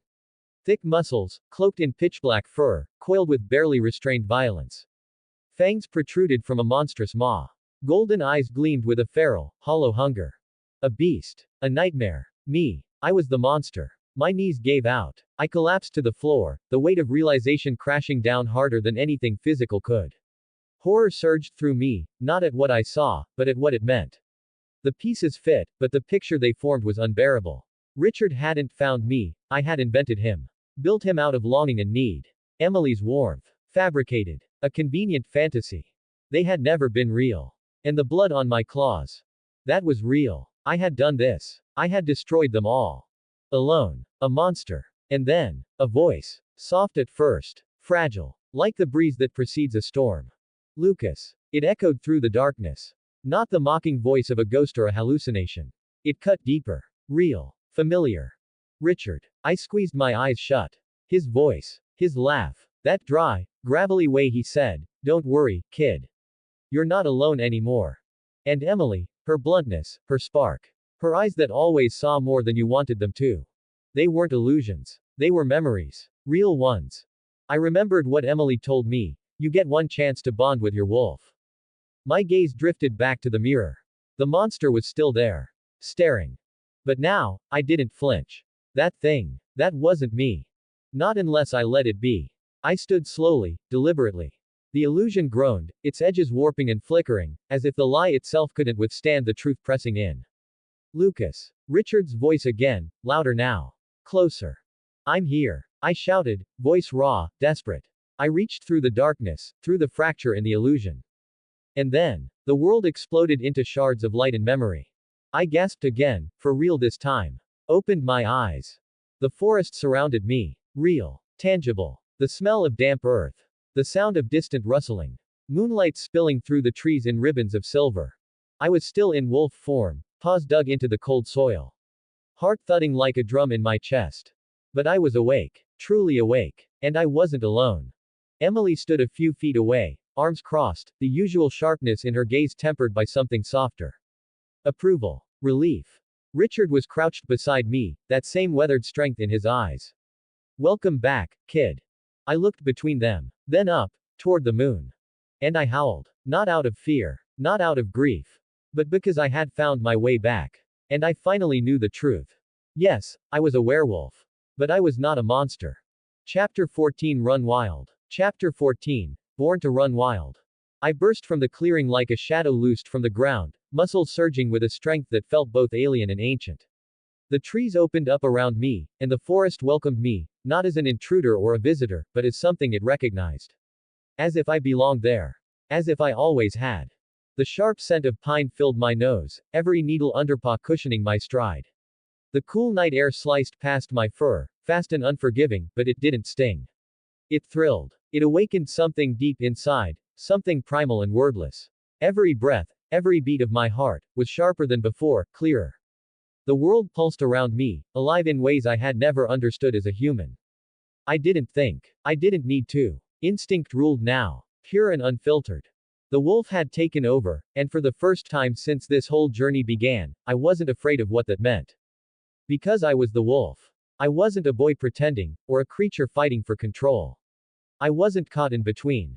I was the speed, the power, the hunger and grace. I was the wilderness and the night, and every part of me knew what to do. My paws pounded the earth in a rhythm older than language, faster than thought, drums echoing through the woods, calling something unseen to attention. My body hugged the terrain like it was an extension of myself, leaping fallen branches, weaving between trunks with a precision no training could have taught me. It was as if I'd been doing this for lifetimes. As if running through this forest was written into my DNA. The wind didn't just rush past me, it sang to me. It howled my name, or maybe the wolf's name, and it sounded like freedom. Overhead, the full moon cast silver over everything, lighting my path as though it had been placed in the sky for me and me alone. It didn't just illuminate, I felt seen, as though the moon itself bore witness to what I was becoming. I wasn't just a wolf. I was a pup, still new to this life, but already something ancient stirred beneath the surface. Power. Purpose. A knowing. It didn't feel like I was learning. It felt like I was remembering. Maybe I'd done this before, in another life. Maybe some part of me had always belonged here, running wild beneath the moon. Maybe this was who I was always meant to be. Eventually, my body began to slow, not from fear, not from uncertainty, but from some quiet internal signal that said enough. My tongue lolled out, dry and panting. I lowered my head to a nearby stream I hadn't even realized I'd found. The water was icy and clean, biting cold in the best possible way. It shocked me awake even as I drank, like lightning striking down my throat. Then, snap. A rustle in the brush. Heavy steps, deliberate, threatening. I froze, ears perked, muscles coiled. A wild boar emerged from the undergrowth, grunting low, its small eyes locked on me with instant fury. Tusked and thick with rage, it didn't hesitate. It charged, snarling, foam flecking its lips. Wrong move. I didn't think. I moved. I leapt to the side, twisted midair, my body fluid and fast. Time seemed to slow as I turned, instincts guiding me more surely than thought ever could. My jaws opened wide, aiming with deadly certainty. Crunch. My teeth sank into its throat with brutal finality. Blood flooded my mouth, hot and metallic. The boar's momentum faltered, and it collapsed beneath me, twitching once before going still. The hunt ended as swiftly as it began. There was no hesitation, no guilt, no second guessing. The wolf didn't mourn. It simply was. I feasted, ripping warm meat from bone, letting instinct drive me. The taste should have disgusted me, should have made me recoil in horror. It didn't. It was survival. It was nature. It was me. Afterward, belly full and body humming with life, I ran again, not with the reckless, chaotic speed from before, but with something steadier. A calm kind of certainty. The forest didn't rush me now. It made room for me. Guided me. My nose picked up the familiar scent of home. I followed it like a compass, winding back through thick underbrush and narrow paths, every step bringing me closer to the cabin. I didn't even slow down when I reached the porch. Just launched myself forward and landed softly through the open doorway, my claws clicking briefly on the hardwood floor. Inside, Richard and Emily were already back in the cabin setting the table, like it was any other night. But it wasn't. Before I could even stop myself, the shift began. Claws melted into fingers. Fur receded, sliding away like mist. My spine straightened, my limbs realigned. In seconds, I stood there, not as the wolf, but as myself. Naked. Breathless. Human. Richard's eyes widened, eyebrows raised nearly to his hairline. Well, that's new. Emily turned, her expression unreadable. She cocked one eyebrow, voice dry. Didn't expect you back so soon. Thought you'd be frolicking in the woods until sunrise. Her gaze sharpened, studying me. Can you shift at will? I nodded. Focused. Changed again. Fur bloomed over my skin. My snout returned. Paws. Ears. Tail. Then, again, back to human. Emily stared at me for a long, quiet moment. Something unreadable passed through her expression, something like awe, but not quite. I told you to meet your inner wolf, she said slowly, but you didn't just meet it. You bonded. Completely. On your first shift. She folded her arms across her chest, head tilted. That's never happened before. My stomach tightened. Is that bad? She shook her head quickly, her tone serious. No, not bad. Just incredibly rare. Most werewolves spend their entire lives struggling to control the shift. They fight the wolf. Wrestle with it. You didn't. Bonding completely with the wolf, it means you'll never lose control during a full moon. Not unless you choose to. Richard let out a low, impressed whistle. Well, damn. Kid's special. I didn't feel pride. Not really. What settled in my chest was heavier, quieter. Responsibility, maybe. The wolf was still there, beneath my skin, beneath the surface of my breath. Not growling, not clawing. Just waiting. Always there. And for the first time, I didn't fear it. I welcomed it. Because it wasn't just some wild thing inside me anymore. It was me. Chapter 15 Burden. Chapter 15. Beast of Burden. Richard tossed a bundled pile of clothes at me, his grin wide and unapologetic. Might wanna stop flashing the furniture, kid. I snatched the clothes out of the air with both hands, spinning away from him in a flurry of movement, already fumbling into my shirt like it was armor. The adrenaline that had surged through me during the hunt was fading fast, leaving behind the sudden, awkward realization that I was very, very naked. And standing in the middle of a cabin with two fully dressed adults who were trying very hard not to look directly at me. Not exactly the kind of scene you dream about. By the time I made it to the table, now fully clothed, thankfully, Emily was already seated, casually poking at her food like nothing out of the ordinary had just happened. She didn't lift her eyes from her plate when she spoke. Sit, pup, eat something. I hesitated, hovering just beside the chair, then shook my head. I already ate, I said slowly, unsure how they'd take it. A wild boar attacked me, dealt with it. Ate a bit. Emily's expression didn't change. She didn't blink or raise an eyebrow. Just kept nudging her fork through her food. No point in letting the rest of it go to waste. Richard started to rise, chair scraping lightly on the floor. I'll help him. Emily's hand snapped out before he could finish the sentence, her palm flat and firm in the air like a stop sign. Sit down. And just like that, Richard froze halfway out of his seat. Her voice didn't waver. It didn't need to. It held the weight of command, of expectation, and Richard sat back down without another word. Emily finally looked up at me. Her gaze was level, assessing, but not unkind. He's a proper werewolf now, she said, nodding at me like she was confirming something she already knew. Even if he's still small. He can manage. I met her eyes and nodded once, the seriousness of the moment settling into my bones. All right, I said quietly. She gave a short nod in return. Bring it back whole. We'll make use of everything, the bones, the hide, the meat. Waste nothing. I turned toward the door, but stopped short, one hand resting on the frame. There was still something I didn't know, something I needed to. Wait, I said, glancing over my shoulder. How do I turn into a werewolf again? Not all the way. Just the in-between version. Emily leaned back slightly in her chair, her expression unreadable but intrigued. How did you become a wolf earlier? I furrowed my brow. I didn't think about it. I just felt it. Like something pulled me forward and I followed. She smirked, a glint of amusement in her eyes. Then do that. I looked down at my hands. Focused. Reached inward, not with thought, but with instinct. With something deeper, older, wild. Flex. Claws slid out from my fingertips like silk-covered razors, smooth and quiet and full of promise. My bones shifted beneath my skin, subtle and seamless, not like breaking, more like remembering what they'd always been. I turned toward the mirror hanging on the far wall. The reflection that stared back was still me, but also not. My brow had thickened and sharpened, my ears subtly pointed. My jaw was stronger, more angular, with elongated canines gleaming like ivory blades. And my eyes had changed completely. They burned with a golden yellow light, glowing softly in the dim cabin. Like twin moons suspended in the dark. And suddenly the world opened. I could see every tremor of motion outside the window. Every flick of a leaf as the wind touched it. Every heartbeat of a tiny creature moving beneath the brush. The shadows no longer concealed, they revealed. The forest no longer looked dark or menacing. It was alive, clear, beautiful. I breathed in and the scent of the boar I had killed earlier hit me like a memory brought to life. Still fresh, still near. When I had been in my full wolf form, I was too overwhelmed by sensation, too swept up in the chase to appreciate it. But now I understood. This wasn't just strength. It was awareness. A merging of human and beast. A sharpened clarity that made everything make sense. Without another word, I leapt out the cabin door and vanished into the trees. The forest welcomed me. I dodged trees like they weren't even there, vaulted fallen logs without breaking stride, and slipped through branches that should have tangled me but didn't. My body knew what to do before I did. I wasn't thinking, I was being. The boar was right where I'd left it. Its massive form still sprawled across the forest floor, blood seeping into the roots and leaves below.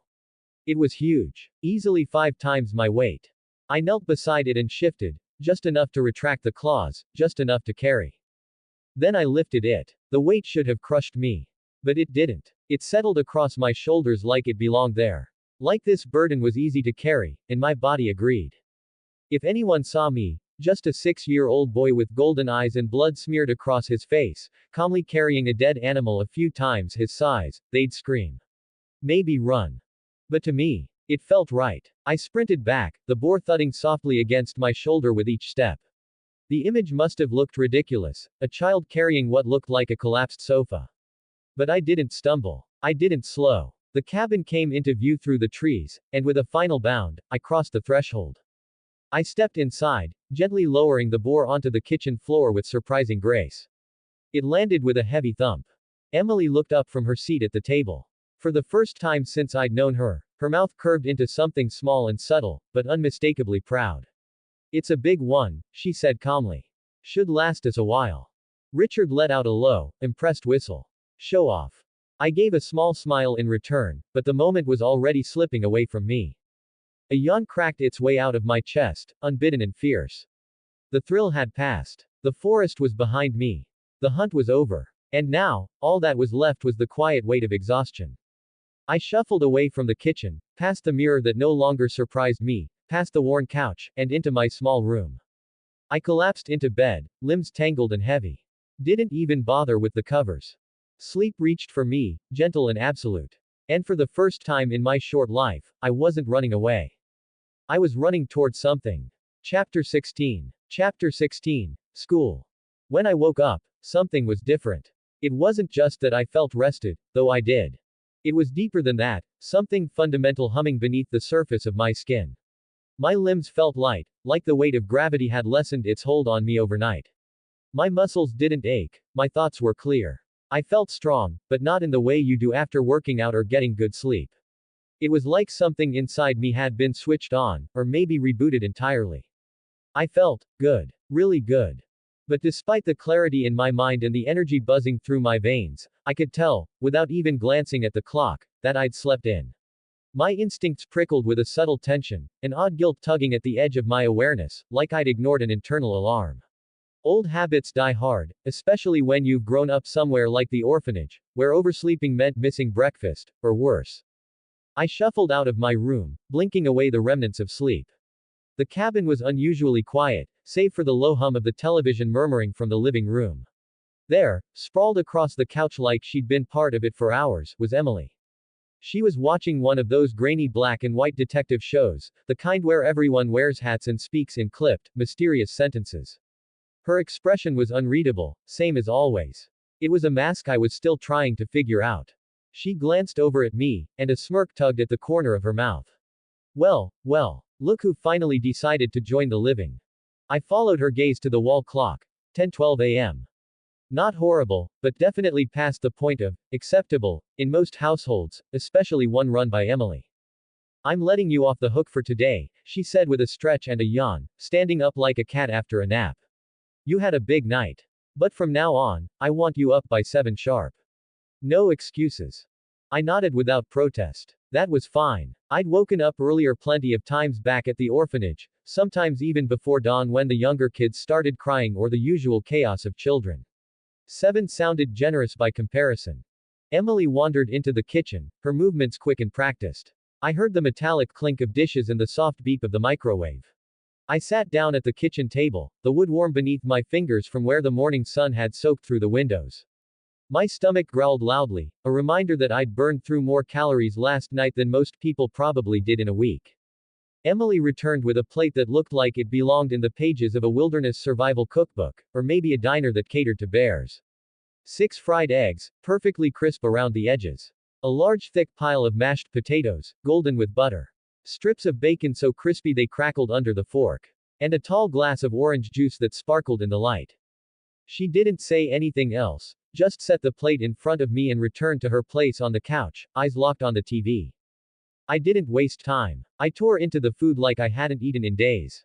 Every bite exploded with flavor.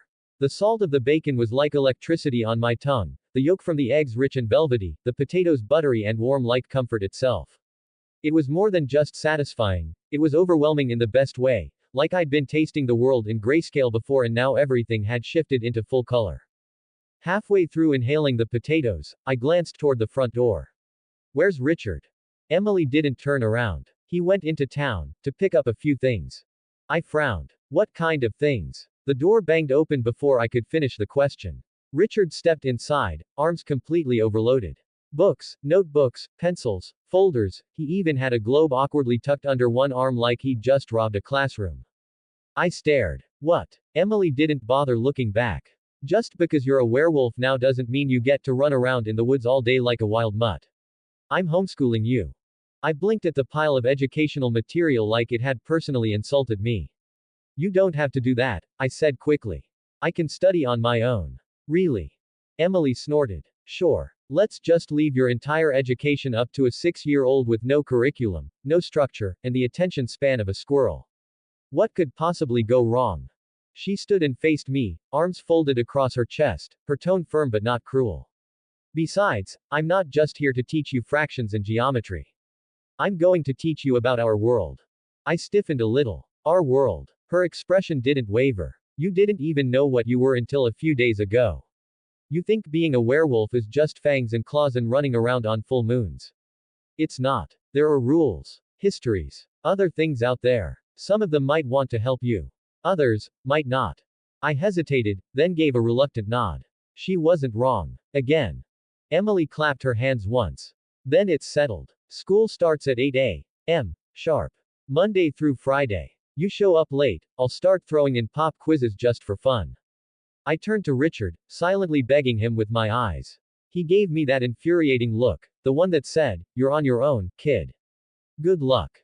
Later that day, when the sun had shifted and Emily had gone off on what she casually referred to as a quick walk, I found Richard by the door, zipping up a duffel bag. You're leaving? I asked, though I already knew the answer. He looked over his shoulder and nodded. Told Emily I'd only stay for a night. I am lucky she let me stay for this long. She's in charge now. You'll be safe here, and busy, apparently. I swallowed. So, this is goodbye. For now, he said, crouching down to meet my eyes. You've got a lot ahead of you. But you're tougher than you think.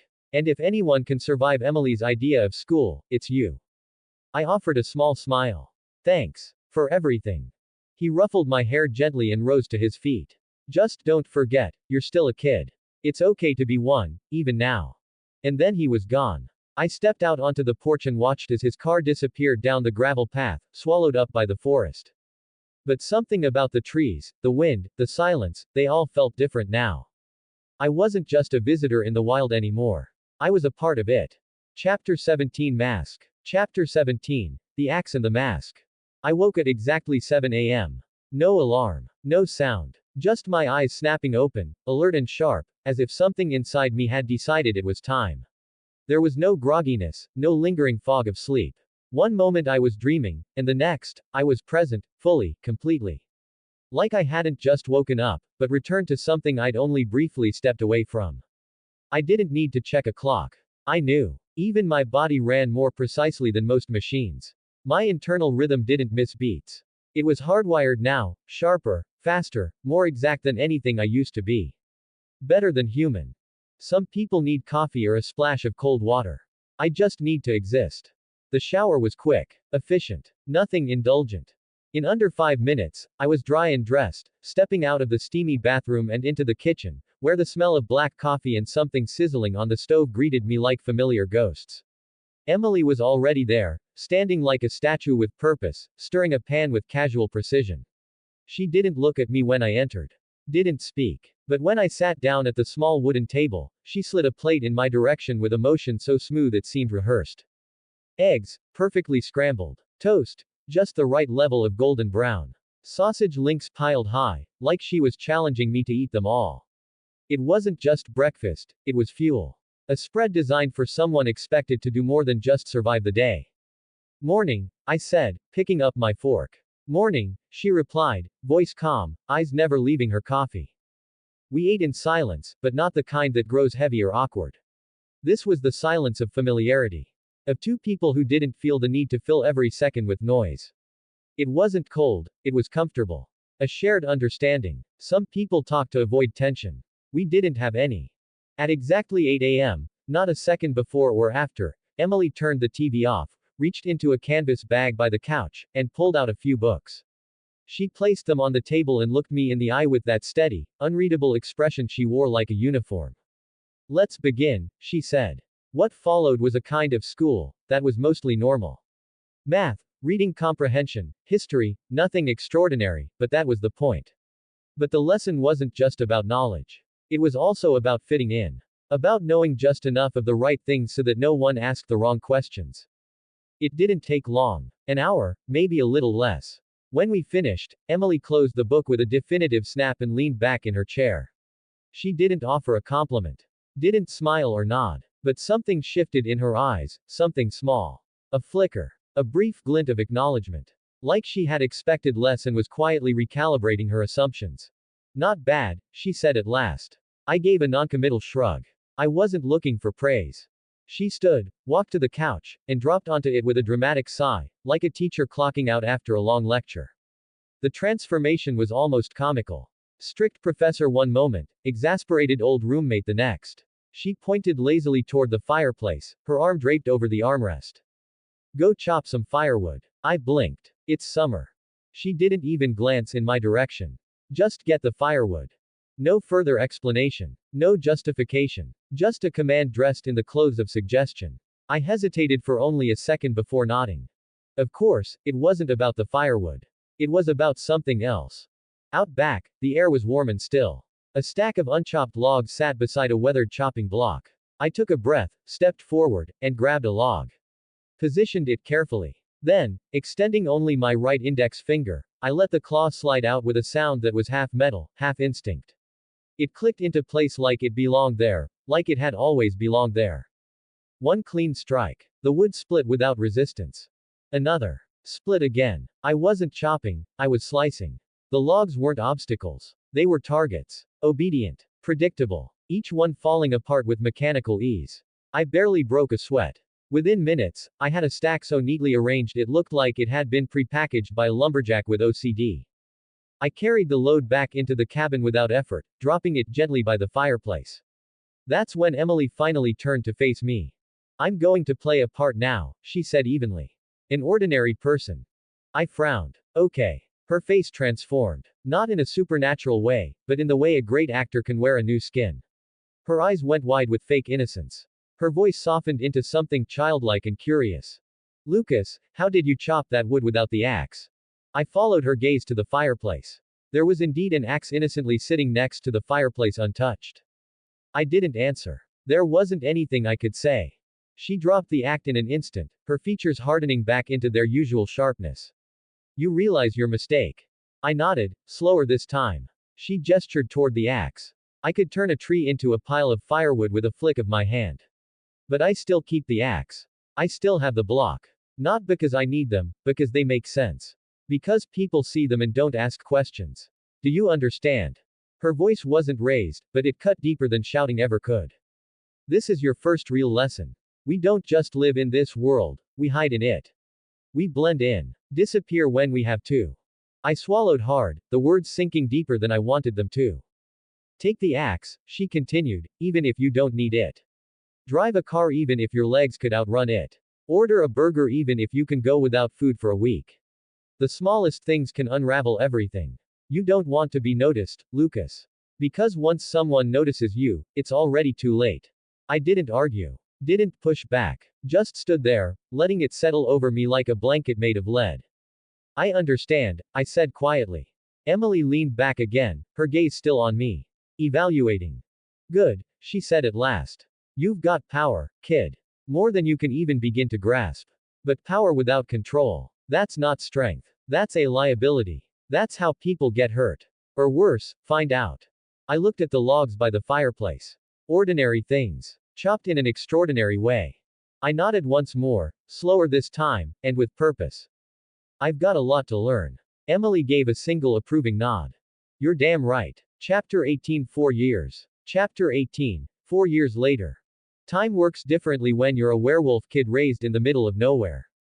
Not in a clock ticks backward kind of way.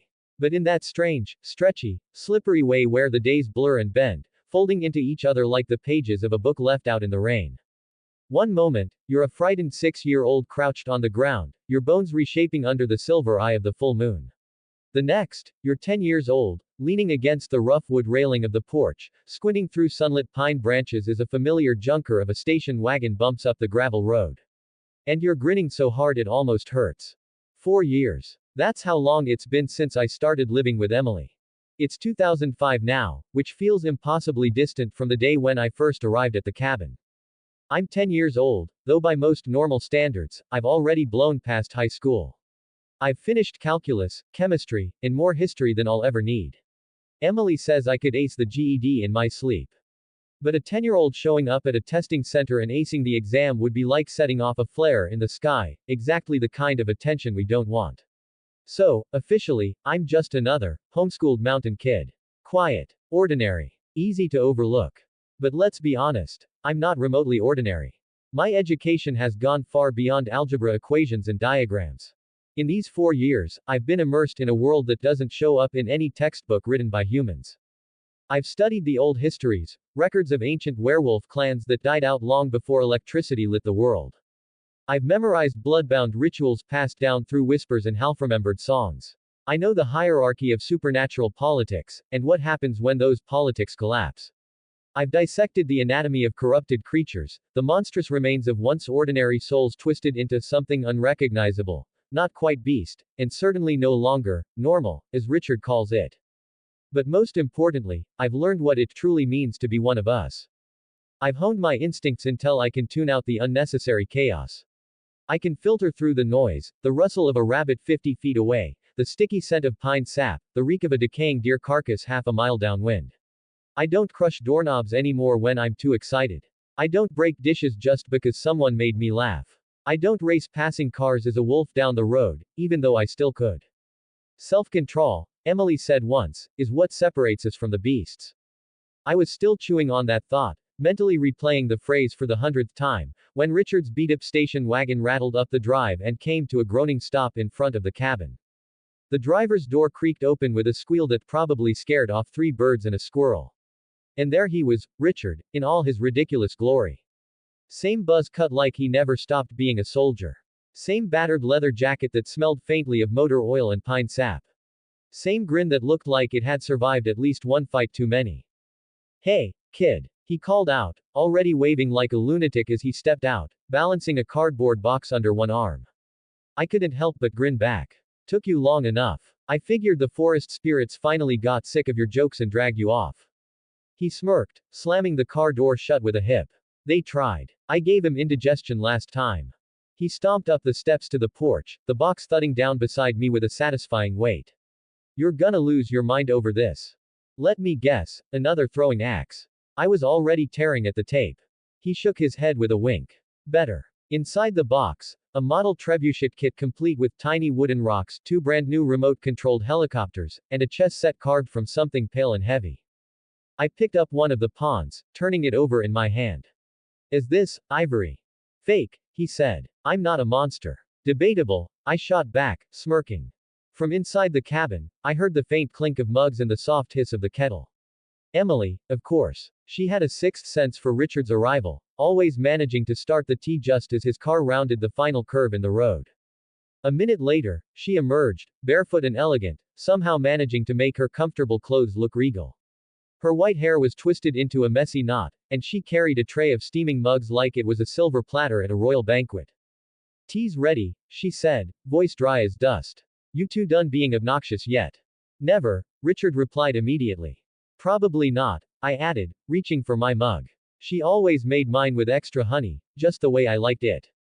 Emily lowered herself onto the porch swing, legs tucked beneath her, effortlessly composed even as the wind tugged at her hair. She didn't say much, but she didn't have to. Her presence said everything. Richard clinked his mug against mine. To old friends, new toys, and the smartest 10-year-old this world has ever seen. I snorted. I'm not that smart. He raised an eyebrow. Oh really? Then who is? I don't know. Probably some genius in a bunker in Norway who already preparing to work at NASA. They probably don't publish rankings on 10-year-olds. I took a sip. The tea was hot and sweet, grounding. Emily actually chuckled. That rare, amused breath of air she only let slip once every few weeks. That sound was a small win. I leaned back against the porch railing, warm mug cradled in both hands, and looked out across the trees, towering, ancient, and green. This forest had become more than a hiding place. It was my training ground. My classroom. My home. 4 years. In that time, everything had changed. My body. My instincts. My understanding of the world and my place in it. Except one thing, I still had people who cared about me. Protected me. Challenged me. Who taught me not just how to survive, but how to belong. And that made me dangerous. In all the right ways. Chapter 19 Path. Chapter 19. The Path Chosen. The cabin was quiet. Not the awkward kind of silence that follows a fight, nor the bored quiet that comes when no one has anything to say. No, this was different, this was the kind of stillness that felt earned. The kind that settles over a place like mist when the trees outside decide to hush the world, just for a little while. The forest beyond the windows stood in agreement, tall and unmoving, as if it had chosen, for one rare evening, to keep its secrets to itself. Emily had gone for one of her walks again. She did that often, slipping into the woods like a shadow, saying it helped her clear her mind. I never pushed her on it. Some things weren't meant to be questioned. But if I were being honest with myself, I didn't think it was about peace or clarity. I think she just liked to be away from people sometimes. From voices. From questions. And, more specifically, from Richard. Which left just the two of us inside. He was sprawled across the battered old couch like it belonged to him, his limbs arranged in that familiar, lazy sprawl that said he didn't care what you thought, because he'd seen too much of the world to be impressed by it anymore. He looked like someone who carried a lifetime of stories behind his eyes, but had long since stopped telling most of them.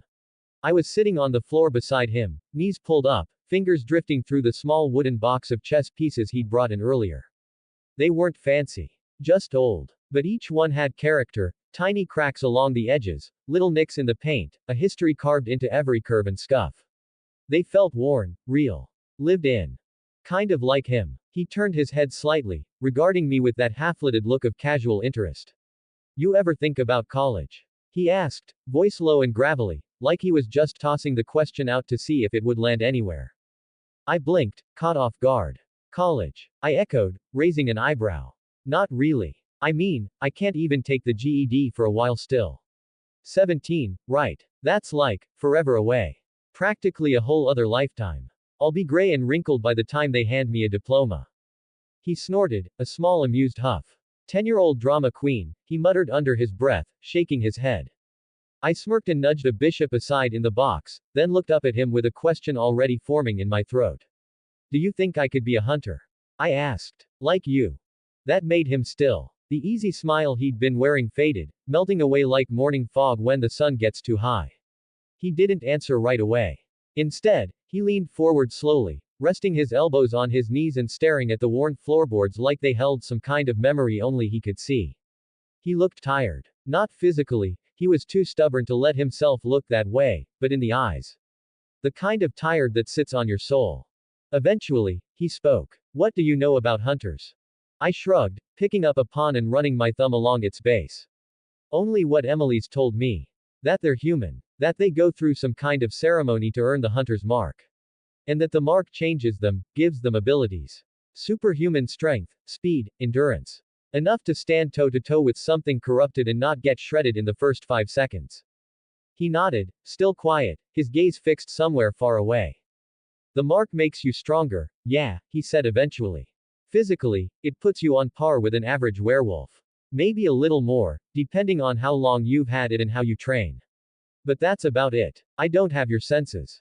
I can't smell a lie on someone's breath or hear a twig snap half a mile away. I don't have claws or fangs. I don't have instincts that keep me alive in the dark. All I've got is training. Discipline. Grit. I tilted my head, studying him. That's not what I meant, I said. I'm not talking about what I can do. I want to do what you do. I want to help stop the corrupted things before they hurt people. I want to be part of something that matters. He let out a long, slow breath. That sigh, the one that said he didn't want to have this conversation, but he knew it was already too late to avoid it. Leaning back, he tilted his head until he was looking up at the ceiling, eyes distant. Just because you were born into this world, he said quietly, doesn't mean you're chained to it. There are werewolves, and other shifters, who don't fight. Who live quiet, ordinary lives. They work in banks. Fix cars. Run coffee shops. Nobody even knows what they are. You could have that. A normal life. No blood, no monsters, no graves. I know, I said simply. But I don't want to be normal. That stopped him cold. Silence fell between us, thick and solid like a wall. Then I added, softer this time, I want to be like you. This time, he looked at me. Not a glance. A real look. The kind that's searching, not just seeing, but weighing. Trying to read between the lines of my soul to see if I understood what I was asking. You don't know what that means, he said, his voice almost a whisper. I met his gaze without flinching. Then teach me, I said. So I do. He clenched his jaw, eyes narrowing ever so slightly. I could see it happening, could feel the gears turning behind his silence. He wanted to argue. Wanted to protect me with logic, with fear, with guilt. But he also knew I wasn't backing down. He saw it. The resolve in my voice. The steadiness in my eyes. Eventually, he let out a groan, rubbing a hand down his face like I'd just handed him a 100-pound burden. Fine, he muttered. But no hunts. Not until I say you're ready. And don't think this'll be easy just because you're a werewolf. If you're going to do this, I'm going to put you through hell. You'll bleed. You'll cry. And there will be days when you'll wish you'd have taken literally anything else instead. I nodded, unable to hide the grin tugging at my lips. So, training starts tomorrow. He gave me a look, flat, unimpressed, and bone-dry. Kid, he said, shaking his head, training started the second you opened your damn mouth. And just like that, it was done. No ceremony. No epic speech. Just a quiet agreement in a quiet cabin, with the smell of old wood and the distant sounds of trees swaying in the breeze. It wasn't a path that promised comfort. Or normalcy. or even survival. But it was mine. And I wasn't walking it alone. Chapter 20 Challenge. Chapter 20 The Challenge. The next day, morning broke with a sharpness in the air, a biting chill that clung to my skin and filled my lungs with every breath, crisp and clean like nature's way of waking the world up. It was the kind of cold that didn't just make you shiver, it made you alert. Focused. Alive. The dew was still fresh on the grass, leaving it damp and cool beneath my bare feet as I trailed behind Richard. He walked with that same deliberate confidence he always carried, each step silent despite the crunch of leaves underfoot. We circled around the cabin to the backyard, where the forest stood like a wall. Trees stretched upward, their branches swaying slightly in the breeze, casting shifting shadows across the clearing. They loomed tall and silent, sentinels of wood and bark that had likely stood there longer than either of us had been alive. It felt like stepping into a hidden world, a place separate from the cabin and the comforts of civilization. A natural arena, sealed off from the rest of existence by a ring of trees. No witnesses. No distractions. Just the earth, the sky, and whatever this was about to be. Richard finally came to a stop. He turned to face me, arms folding across his chest. The deep lines etched into his face seemed sharper in the morning light, like the sun had chosen to trace every scar, every crease, every unspoken story. His voice came low but steady, grounded in years of hard truths. Kids born into hunter families, he said, meeting my eyes, don't get the luxury of a normal childhood. They don't learn how to ride bikes or catch fireflies in the summer. They start training before they even lose their baby teeth. Before they know what it means to be afraid, they're being taught how to survive. He paused, letting that sink in. Then continued. They learn hand-to-hand combat first. Then weapons. Knives, bows, spears, anything you can hold with two hands that doesn't need electricity or a reload. Cold weapons. Reliable weapons. They're taught to track movement, to read signs, to know what hides in the dark. Not just how to fight, but how to kill. Efficiently. Quietly. Without hesitation. And most of all, they're taught about the things that shouldn't exist. The supernatural. The corrupted. The inhuman. What they're weak to. How they move. How they think. I stood still, absorbing his words like I had 100 times before. His lessons always carried a weight. But even though I'd heard bits of this story in pieces over the years, I'd never asked the one question that had been sitting in the back of my mind from the very beginning. So I asked, "What about guns?" I said, tilting my head. "You always carry one." For a beat, Richard didn't say anything. No reaction. Just silence. Then, without warning, he moved. His hand blurred behind his jacket, a flick of muscle memory so fast I barely registered it, until the crack of the gunshot ripped through the stillness. My instincts kicked in a heartbeat before the sound. I twisted sharply, and the bullet sliced through the air where my head had just been. Close enough to feel it. Close enough to feel its heat, like a ghost of fire trailing across my cheek. I staggered back, pulse thudding violently in my throat. What the hell? I snapped, eyes wide. Richard calmly holstered the pistol like he hadn't just fired it at me. "How'd you dodge that?" he asked, voice almost casual. I stared at him, heart still hammering. "I watched you. The way your shoulder tensed. The angle of the barrel. I knew where you were going to shoot before you pulled the trigger." He nodded slowly, like I'd just passed a test. "Exactly," he said. "That's why guns are worthless against most of the creatures we deal with. Too slow. Too obvious. Too damn loud. They might scare the average civilian, but the moment you try pulling one on something that isn't human, you've already lost. They hear it. Smell it. Predict it. Most of the time, bullets don't even work on them. The only reason I still carry this thing is to keep up appearances. Scare off the occasional nosy human who asks too many questions at a gas station. You point a gun at a shapeshifter. They laugh. You show one to a Karen in the parking lot. She backs off. I exhaled slowly. "Got it," I murmured. Richard walked over to a thick wooden post buried in the ground and rested his hand on it, fingers splayed. He didn't look at me when he spoke again. "You're lucky," he said quietly. "You didn't have to train like we did. You didn't have to fight like a human. You were born different. With claws. With speed. With instincts stronger than most hunters will ever have, even after years of training." He finally turned back toward me, eyes narrowing just slightly. "But," I prompted, because I could hear the but in his voice. "But instincts aren't enough," he finished. "Not in the long run. They'll get you through the first fight. Maybe the second. But when things get complicated, when you're tired, bleeding, cornered, instincts don't make decisions. Training does. I nodded again, trying to stay composed. But beneath the surface, I could feel it, the low, coiled tension rising inside me. The wolf stirred when Richard questioned its instincts. Not angry. Not yet. Just alert. Watching. Richard caught it, of course. He always did. Then he turned toward me fully, his gaze sharpening. How old do you think I am? The question caught me off guard. I gave him a once-over, eyeing the weathered face, the silver in his beard. Early 50s, maybe. But you're a hunter, so, slower aging, like most of us. I hesitated. I don't know. 100. A grin tugged at the corner of his mouth. Try a little over 120. My eyebrows rose. That was older than I'd expected. A lot older. In hunter years, he went on, I'm a damn relic. Most of us retire from the field by 70, assuming we live that long. Me. I should have hung it up decades ago. My strength's not what it was. My speed's dropped. Reaction time, too. But I'm still here because I know how to stay alive. My instincts are still sharp. My experience sharper.